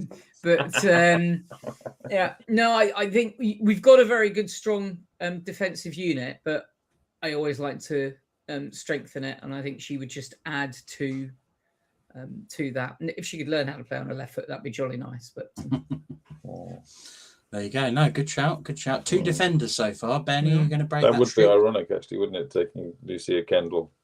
Yes, there would be an element Lucia of Kendall taking Maisie's place again. Yes, yeah. Well, actually, this is one of my sort of heart rather than head jobs. I've gone for Oriane Jean-François because again, we've only got one Frenchie, an old mate of Maylise's. Although Maylise did once say that Oriane wasn't French because she's from French Guiana, so she's not from the Hexagon. But I mean, she's obviously a scary good player. We'd probably have to pay a fair bit for her because Villa paid somewhere in the region of 450 for her. I think that's right. Yeah. But I think she's great, and I think also I know a few French guys called Jean-François, and they're all known as Jeff. So I need to know. That's something. If I get into conversation with Maylise again this season, I might have to just say, this is like old friend of yours. Do you call her Jeff? And if not, then you should. But that's my main thinking really. She's a very, very good player. She's a marvellous friend for Maylise, and she's called Jeff. And what more do you need, quite frankly? There we go. So that was Aston Villa. So we will move on to Chelsea. No, hang on. I've missed. Oh no, Chelsea. have I missed anyone out? Yeah, Chelsea. I was just thinking if I missed anyone out. Well, I have, Birmingham, but we can't poach our own players. And Birmingham, we just decided with the promoted teams. Sorry. Some of us don't know enough about the promoted teams really to be able to give a. Visari, yeah, you can have it. Well, you have Visari, and I'll have Wilma Leadhammer, and Abby can have someone else. Who was the one who scored loads of goals for them? I can't remember who it was. There we go. So, Chelsea. Abby, I will let you go first on Chelsea. Who did you go for? Who did I go for? Keeping us behind the curtains here. I think I went Niamh Charles. Ooh. For that. She's gone already. She's gone to Man City, but you can still have Niamh Charles. How dare they move? I know. Rude, isn't it? Really telling me. Anyway, when we get to Man City, we'll gather. But I thought some of their forwards are a bit too obvious, but I think Beaver Jones, if we're strictly sticking with Chelsea people, we need a forward. I think Aggie can come and... but again, bolster our homegrownness. So here's my question on Aggie. Do you think that's realistic? More realistic than... But also, in some cases, kind of, why not? Well, this is the problem you've got with, and I mean this quite genuinely, is with any player who is part of the current England setup, I would not think that they would want to come to Brighton because there seems to be this sort of Bermuda Triangle around us. Yeah, we're invisible to everyone else, basically. Yeah. I like that. Ben, who did you go for Chelsea? I mean, I did think of Agnes, partly because I want to call her Agatha. Agatha Beverington Jones. But that's her cousin.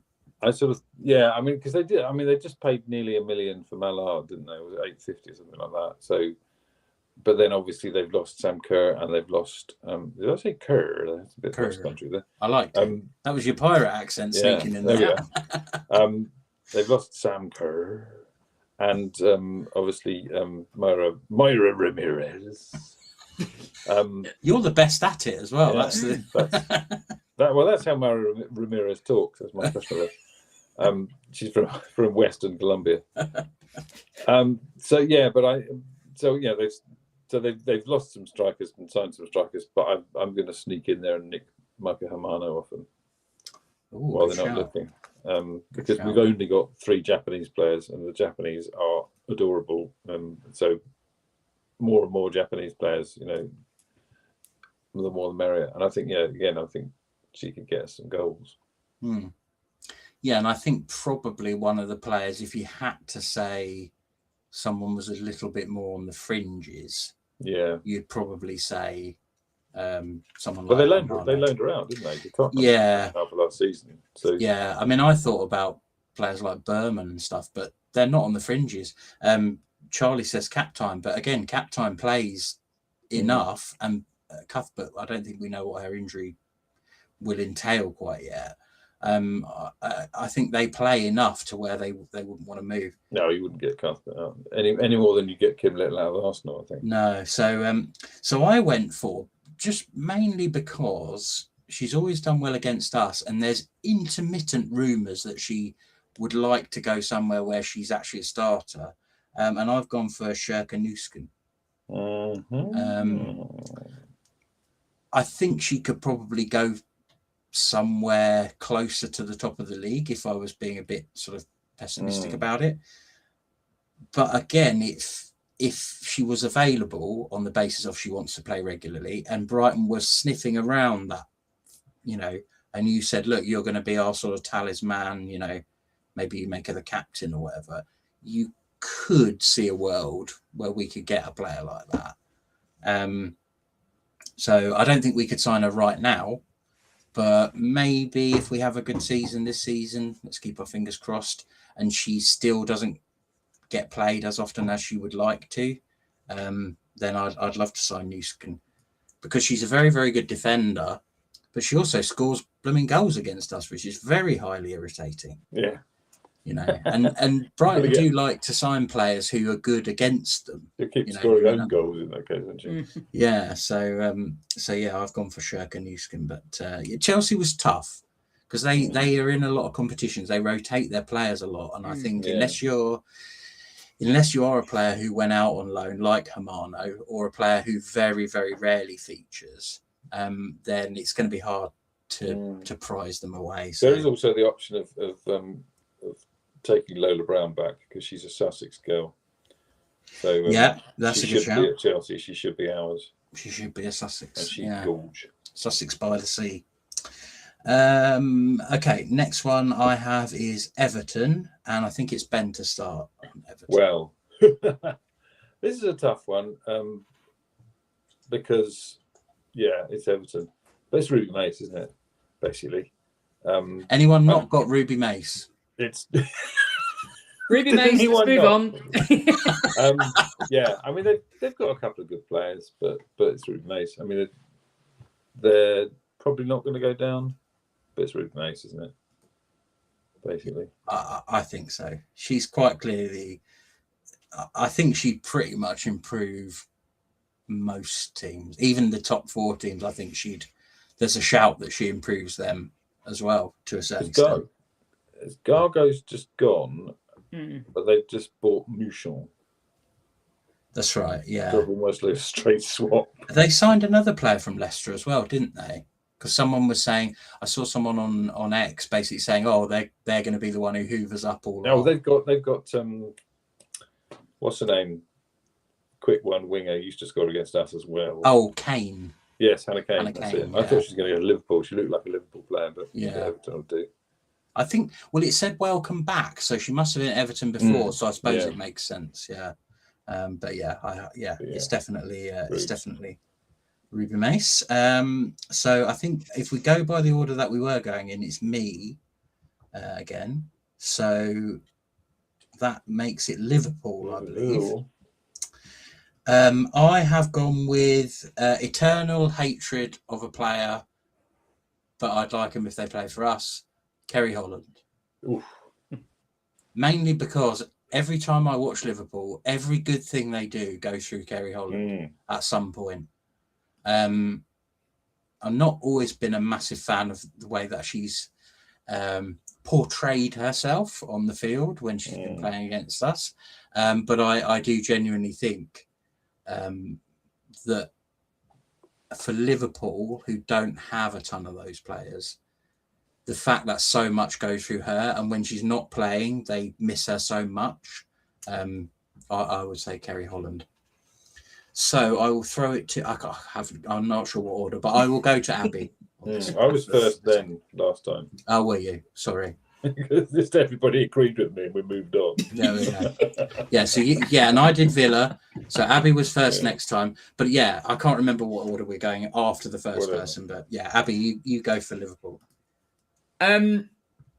Again, I struggled a little bit with Liverpool because I'm looking at people and I'm like, oh, they're quite good, but are they better than what we've got? So I just went with somebody who's got an umlaut because I think we need more of those. So Marie Hobinger. She'd fit the profile of players coming off a nasty injury and us giving them a sort of second chance to kind of. And I don't think we've got anybody Austrian. So it'd be no. Sort of Swiss. Round out our European offering. Hopefully get on. Sort of an Alpine theme. Yeah. The other thing I should say with Kerry Holland is I believe she would count as homegrown. Well, she's Welsh, so she would. Yeah. So and as we know, for some reason Welsh counts, but not Scottish, because the Welsh clubs play in the English leagues.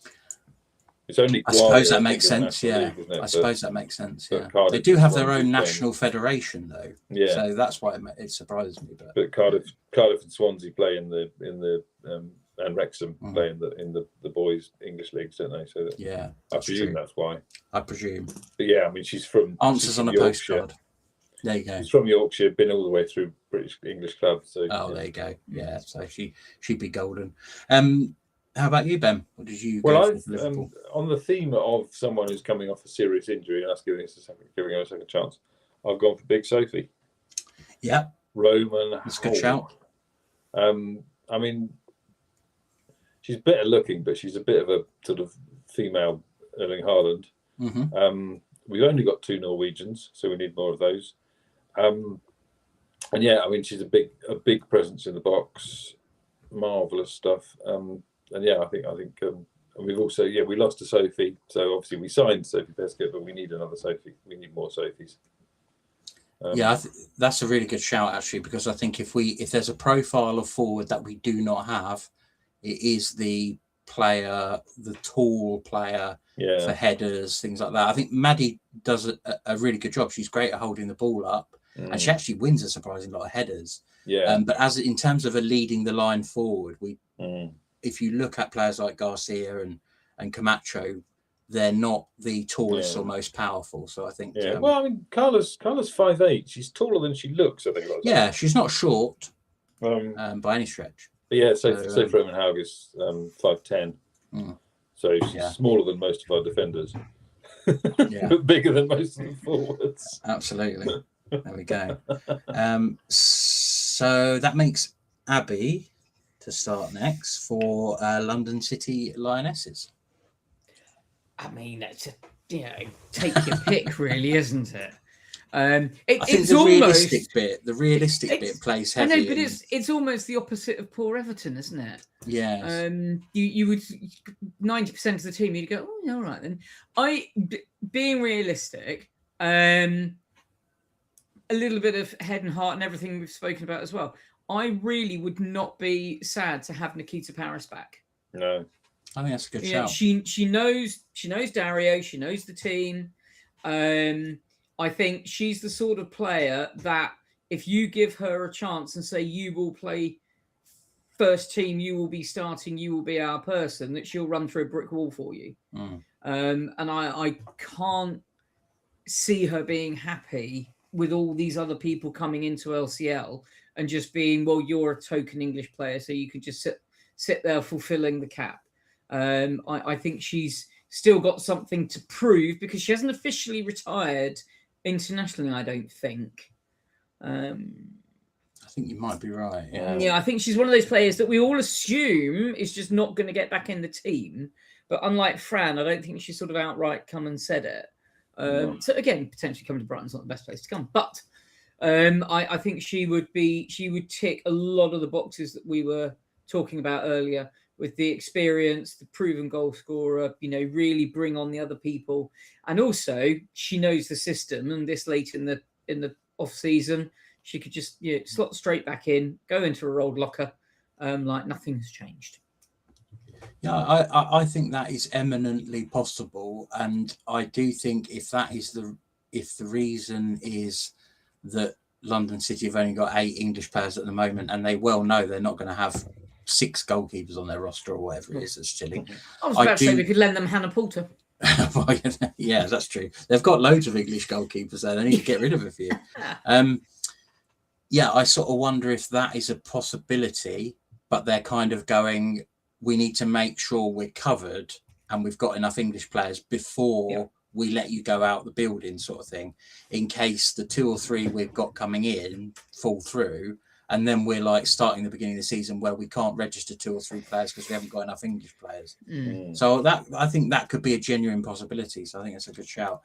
Ben, who did you go for London City? Well, I did think about Keats, but I don't think they're basically going to handcuff their English players to radiators because they're literally.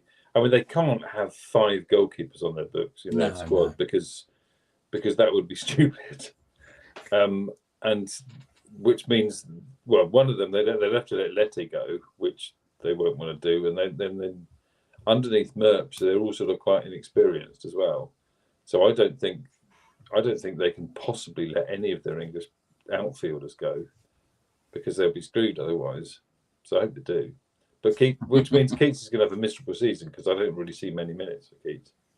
And for the same reason, for part of the same reason I was looking at Keats, I also thought, can we get Poppy back?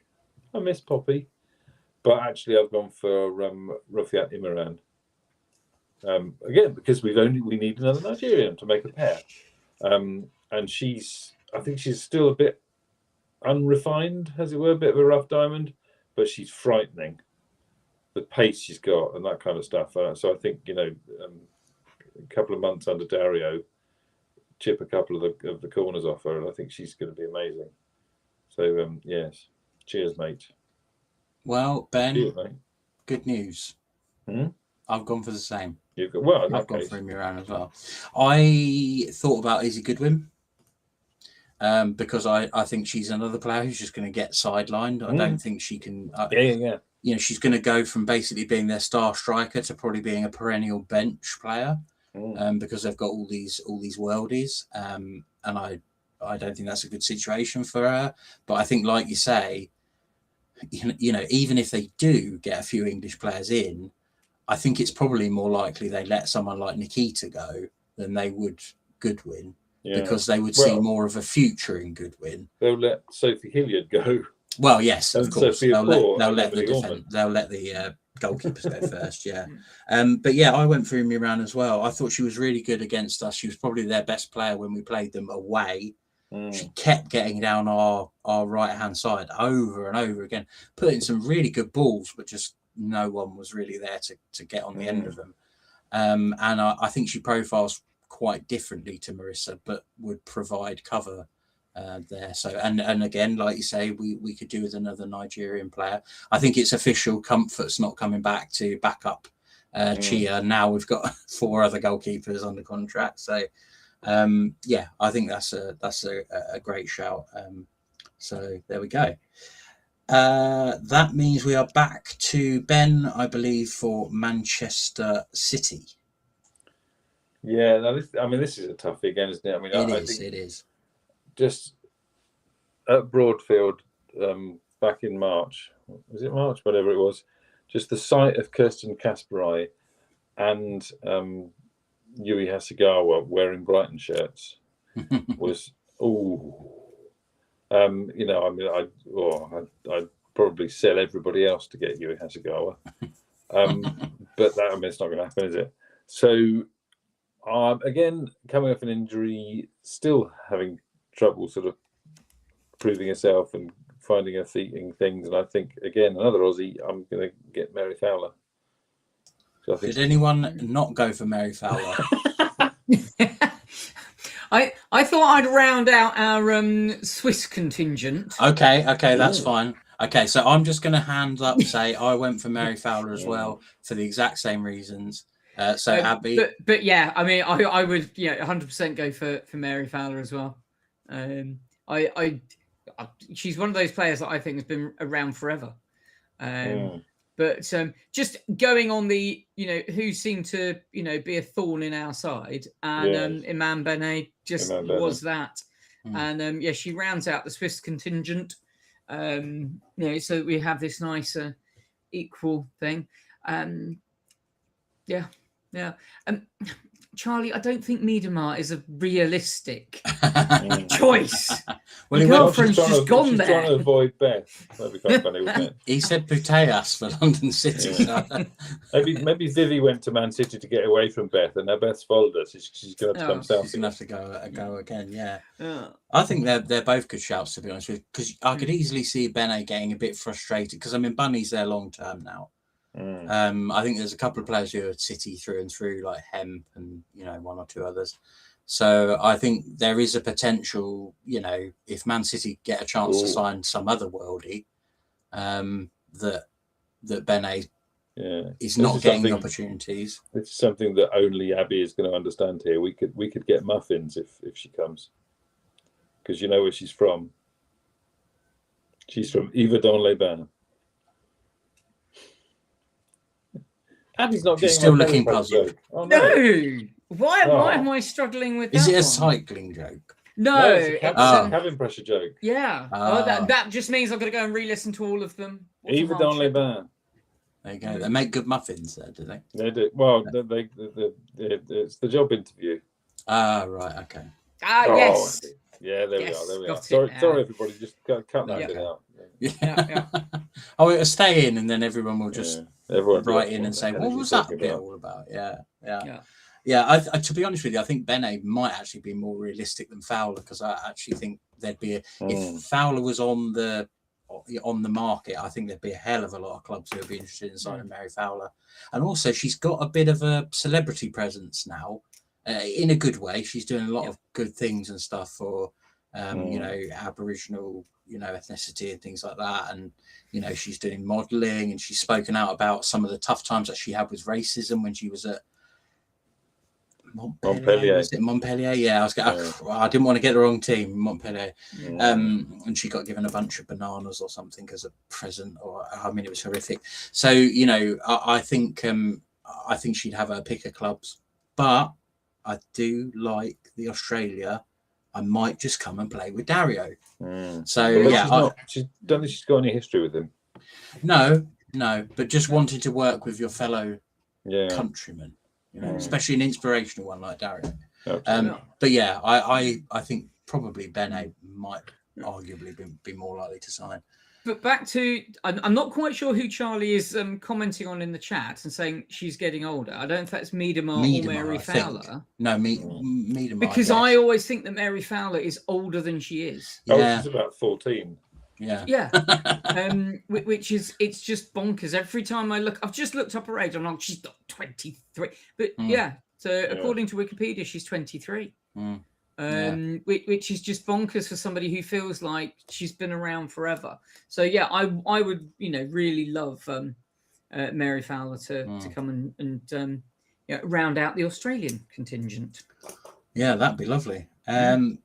Yes, I think it's back for my last turn, which is Man United. I was half tempted to go for to bring Lizzie back, the Turlinator. I just don't know whether she'd want to go back. Also, they just sold Mallard. I know it's not necessarily for this season, but I was just like, I don't know. We'll see. I actually went for Anna Sandberg. Ooh.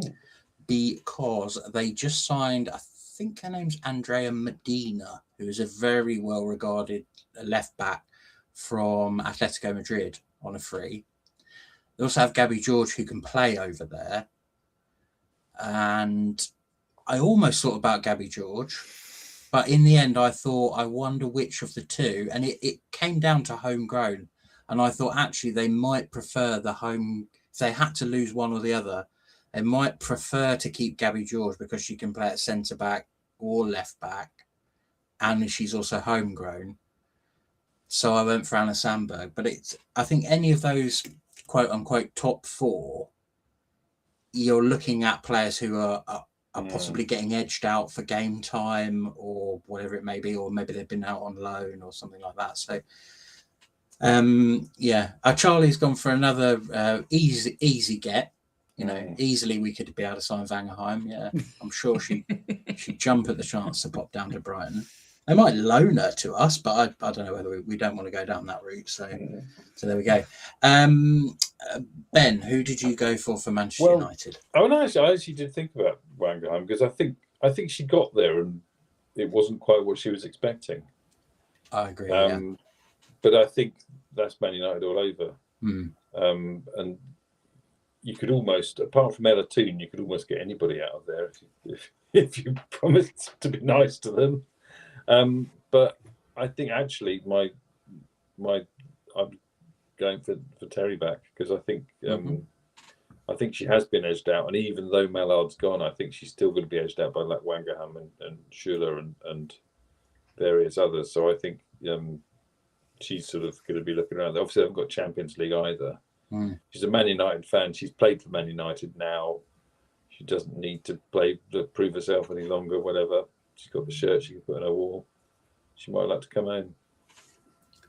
Yeah, excellent shout. I do think, again, probably the most likely transfer probably is Turland, based on the fact she's already been at Brighton. Like you say, I think the thing is with Vangerheim is, I think that's almost certainly why Mallard's gone. And I think it's probably why Terry's getting edged out is she was already, it was reported, not happy that when she came in, she was getting played on the wing. And it feels like that they are willing to give her minutes up front. And then, oh dear, she's in a little bit of a rough patch. We've just got like a sort of multiple, league winning, possibly European Championship winning, striker from Germany, who I would wager is probably one of the top scorers in the German league all time, so on and so forth. So it's not exactly like they haven't got someone sort of waiting in the wings to come in and give her a bit of support. So yeah, I think Turland's a good shout. Abby, I miss Julia. Another good shout again, because to be honest with you, I think it is a good shout, because if Man United are serious about getting back into that top, competing with those other three teams in the top four, big four, whatever you want to call it, they are going to have to, again, get some worldy players in. And you do see a couple of players who are stalwarts for them now, but them sort of going, yeah, but you're what got us to fourth. Can you get us to first? No, we need to get someone in. And I think Julia could be a casualty of something like that, where they just go, let's blow up the midfield. It's not as good as it used to be. I mean, I already thought it was a bit of a shock that obviously Nelson and Millie Turner went to Birmingham.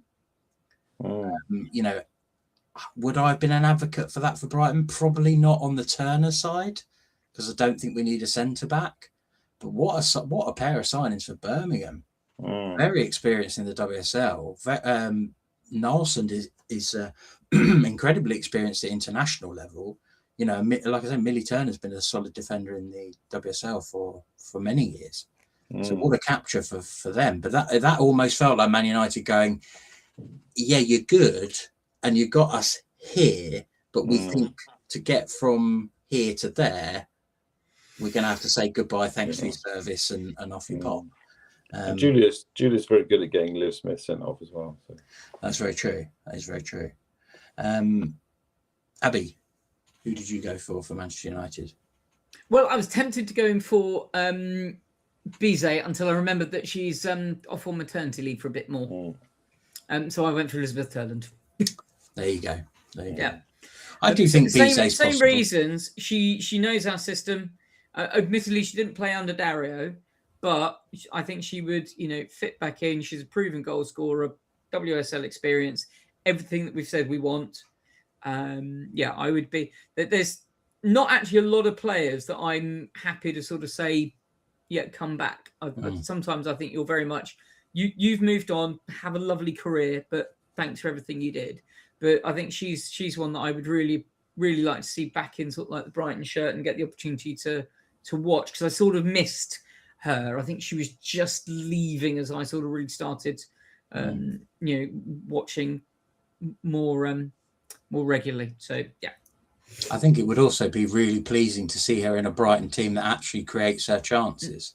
Yeah, because she was very much, she had to kind of do a lot of it for herself when she was here. So to be able to see her in a team where we have got, because I think we are quite strong down the wings.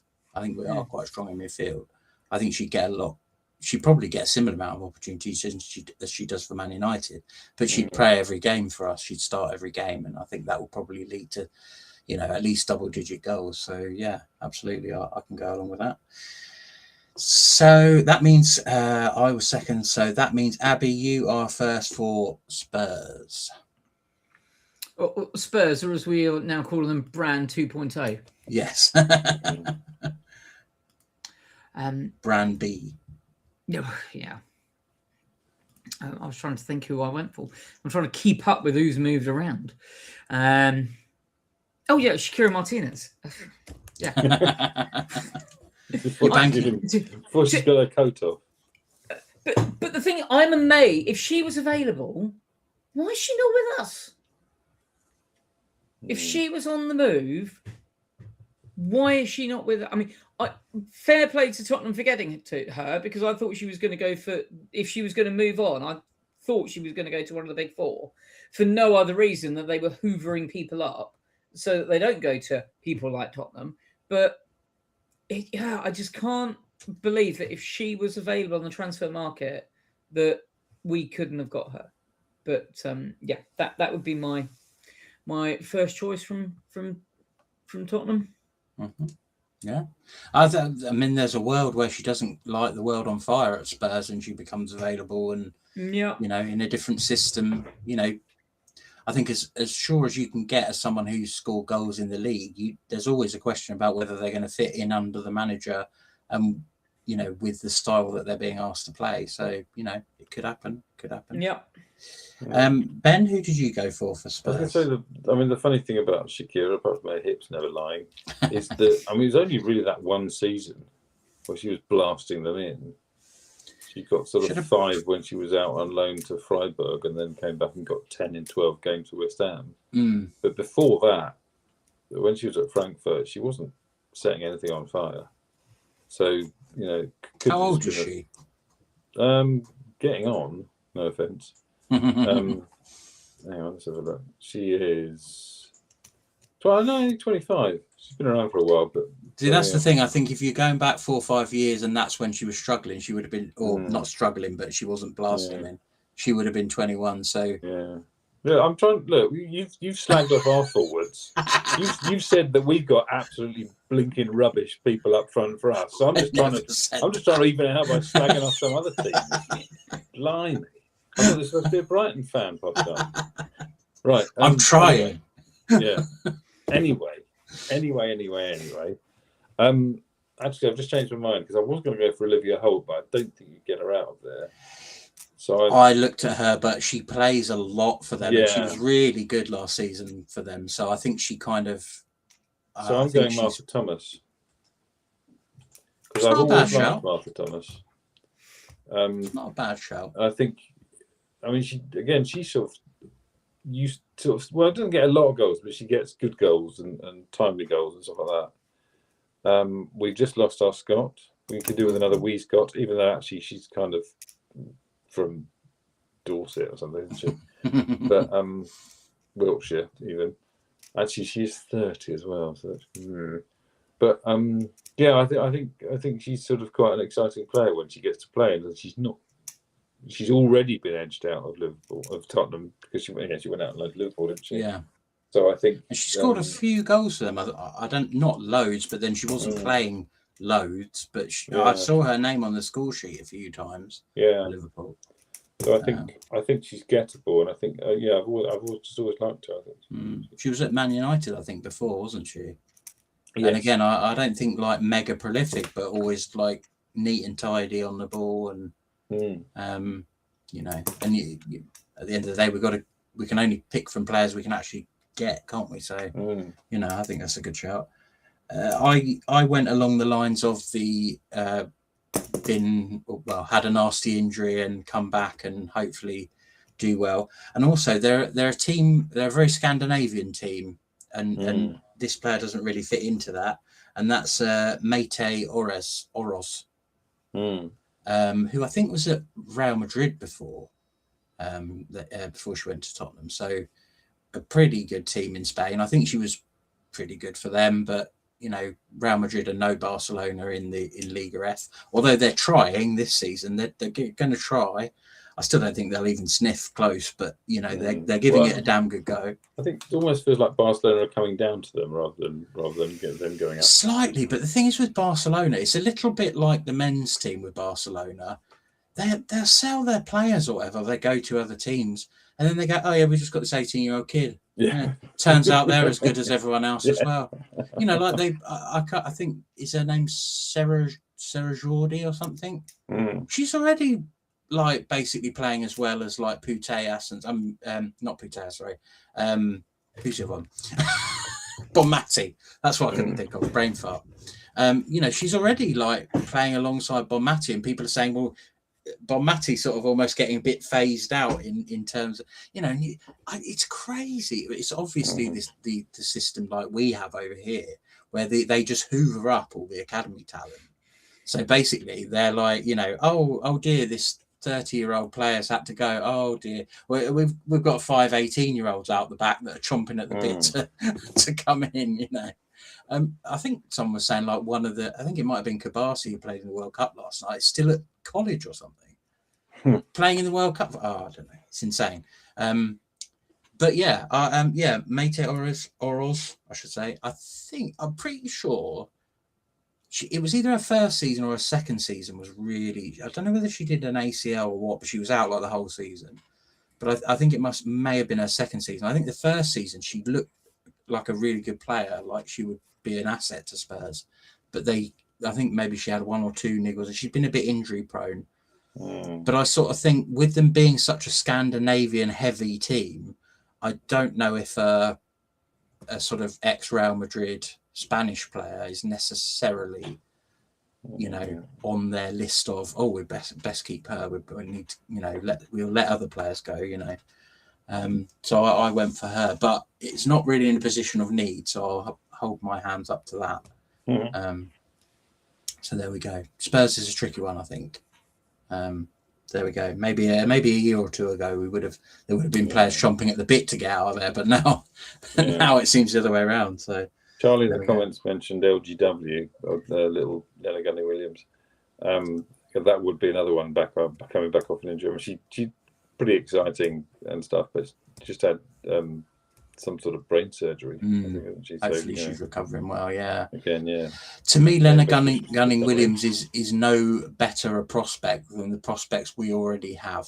No, that would be my issue with it. Is I would have as much faith in LGW being a good player as I do in Carla, as I do in OG.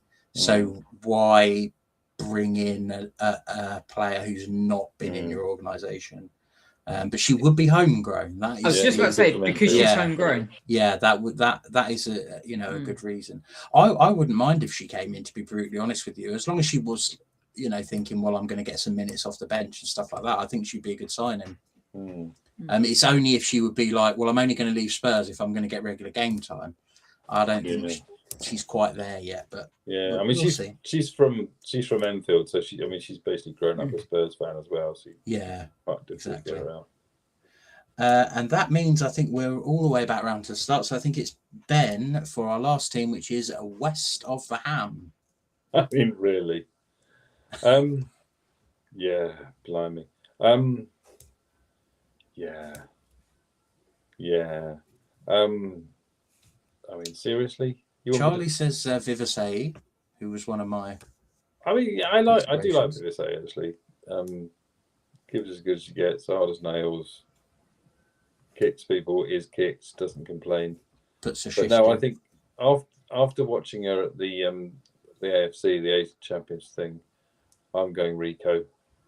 Because again, we've now got 4 Japanese players because I've got I've completely forgotten the logo. So we need more Japanese players. Yeah. They're all adorable. So yeah, Rico Ueki.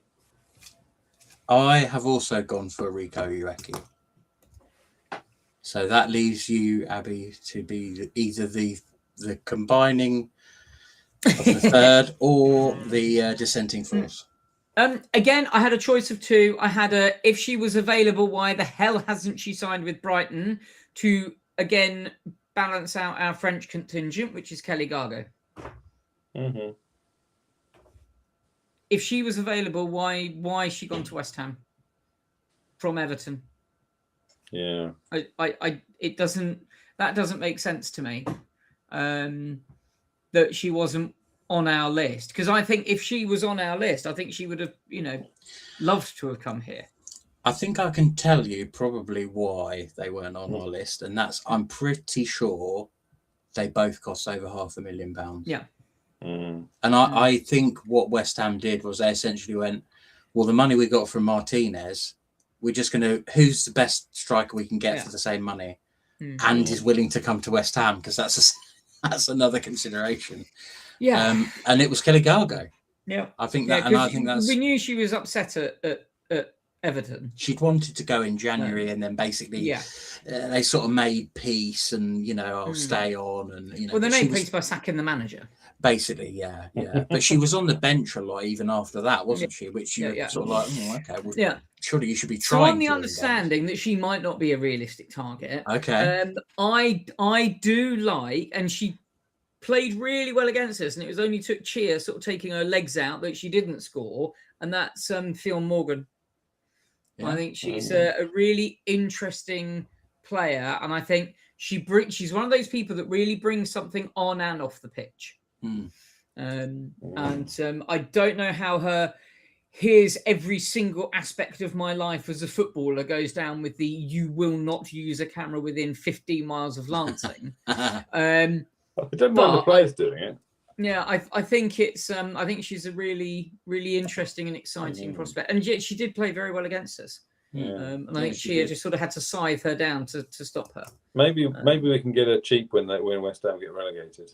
Well, that's true. That's possible. Yeah. So there we go. That was our list of players that we would steal from every single team that we know enough about to actually go in depth and steal their players.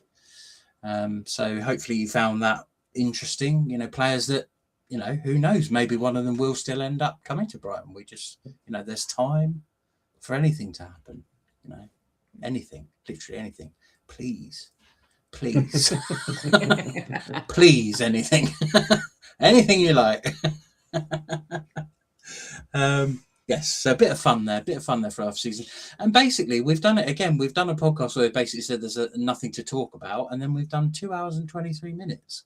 So that's got to be a new record for one where we haven't had a single game to talk about, or any internationals, or I was going to say only an outgoing transfer, no incoming. So there we go. So I think we've done well. Hopefully we've kept you all entertained, and if you're listening later on, then hopefully we've been able to assist with your journey to work for a couple of days, or maybe a bit of housework here and there, listening to our dulcet tones. So there we go. A couple of other small pieces of information. So we alluded to it earlier, which is Silvana Marshall Miranda has signed a professional contract with Brighton Hove Albion, which I think is really good news, because it keeps her contracted to the club. because obviously there is kind of like a little grey area, I think, between about 16 and 18, where if you're not signed to a professional contract, you can be sort of poached by other clubs. I think that is a loophole that's being closed. But even so, in the women's game, it'll probably be such a negligible fee that clubs will probably still do it anyway. So the solution to that is to get players on a professional contract straight away, or as soon as possible, essentially. So it's great to see that Silvana has achieved that monumental. It really is a big thing for a young player to have a professional contract. So still only 17 as well. Only 17, and I think that you have to put that in perspective. I know a few people were sort of suggesting or talking along the lines of, that means she's going to be in the squad, that means she's going to be third choice. No, it's really just securing her future with Brighton Hove Albion. I think that's what they're interested in doing. I don't anticipate her being, playing for the team really at all next season. It's possible if we get multiple injuries.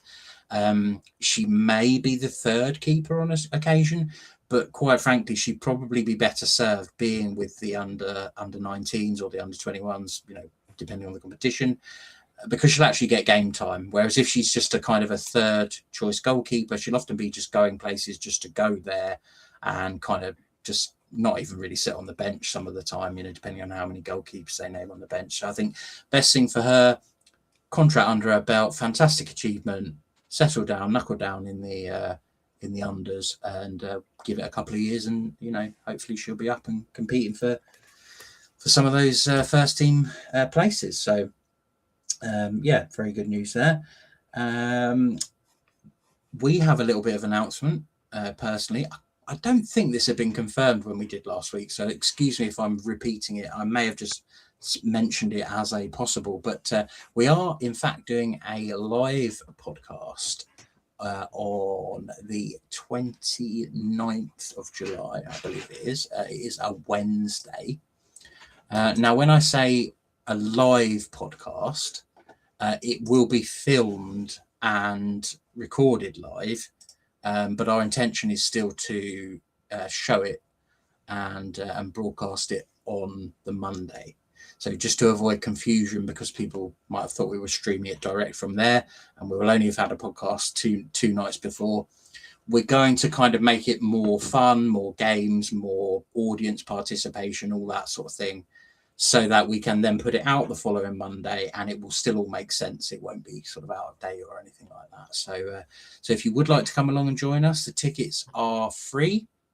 The best thing to do is to go to SheGulls.com.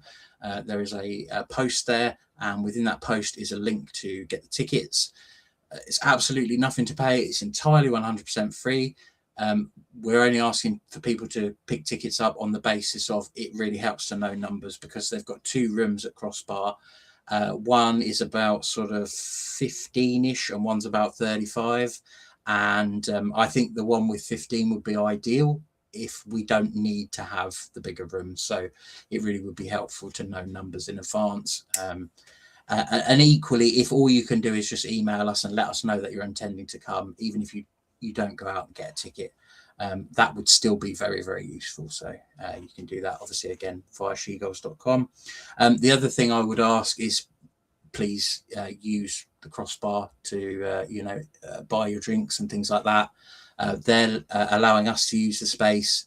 We're not charging for the show. So, if you're having a drink or whatever, please do, grab one at the Crossbar, show them some support. And, that's kind of our way of paying them back. So, And if you are around the following week, there is a quiz on, which I think a few of us are going to be there. Various SheGulls or SheGulls adjacent people that you all know, I'm sure, will be at the quiz. That is SheGullsoversussex.co.uk. Head there, you get more information. But it is the following week, I believe, on the Thursday. I think it's the 5th or the 6th, but someone will surely correct me on that. But yeah, go to SheGullsoversussex.co.uk. You can buy your ticket there. All proceeds for that go to the foundation. So please, be as generous as you can. Enter your team, Should be a load of fun. And, I can prove how bad my memory is of Brighton Hove Albion games. Great with faces, useless with scores. Cannot remember a score to save my flaming life. So I think if Ben's not going to be there, then Ben needs to be my under the table. Then what was the score in this game? I can't remember. So yeah, we'll see. Like Shazam. We used to use Shazam for pub quizzes. A music round. You get Shazam up on your phone. Just hold it.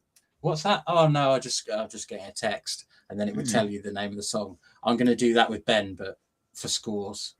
And specific information. So there we go.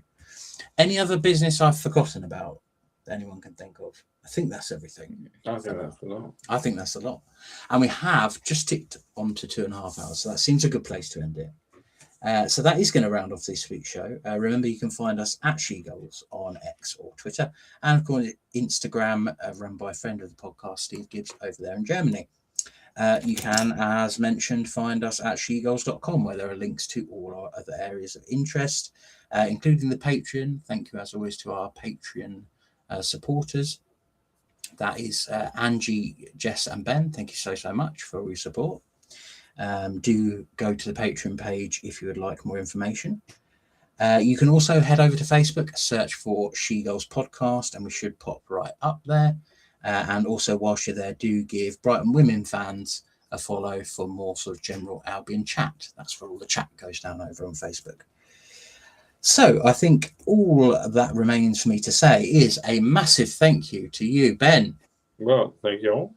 An enormous thank you to you, Abby. Thank you. And I shall say, this has been the SheGulls Podcast. Good night, everyone. All right. Night, Good night, River.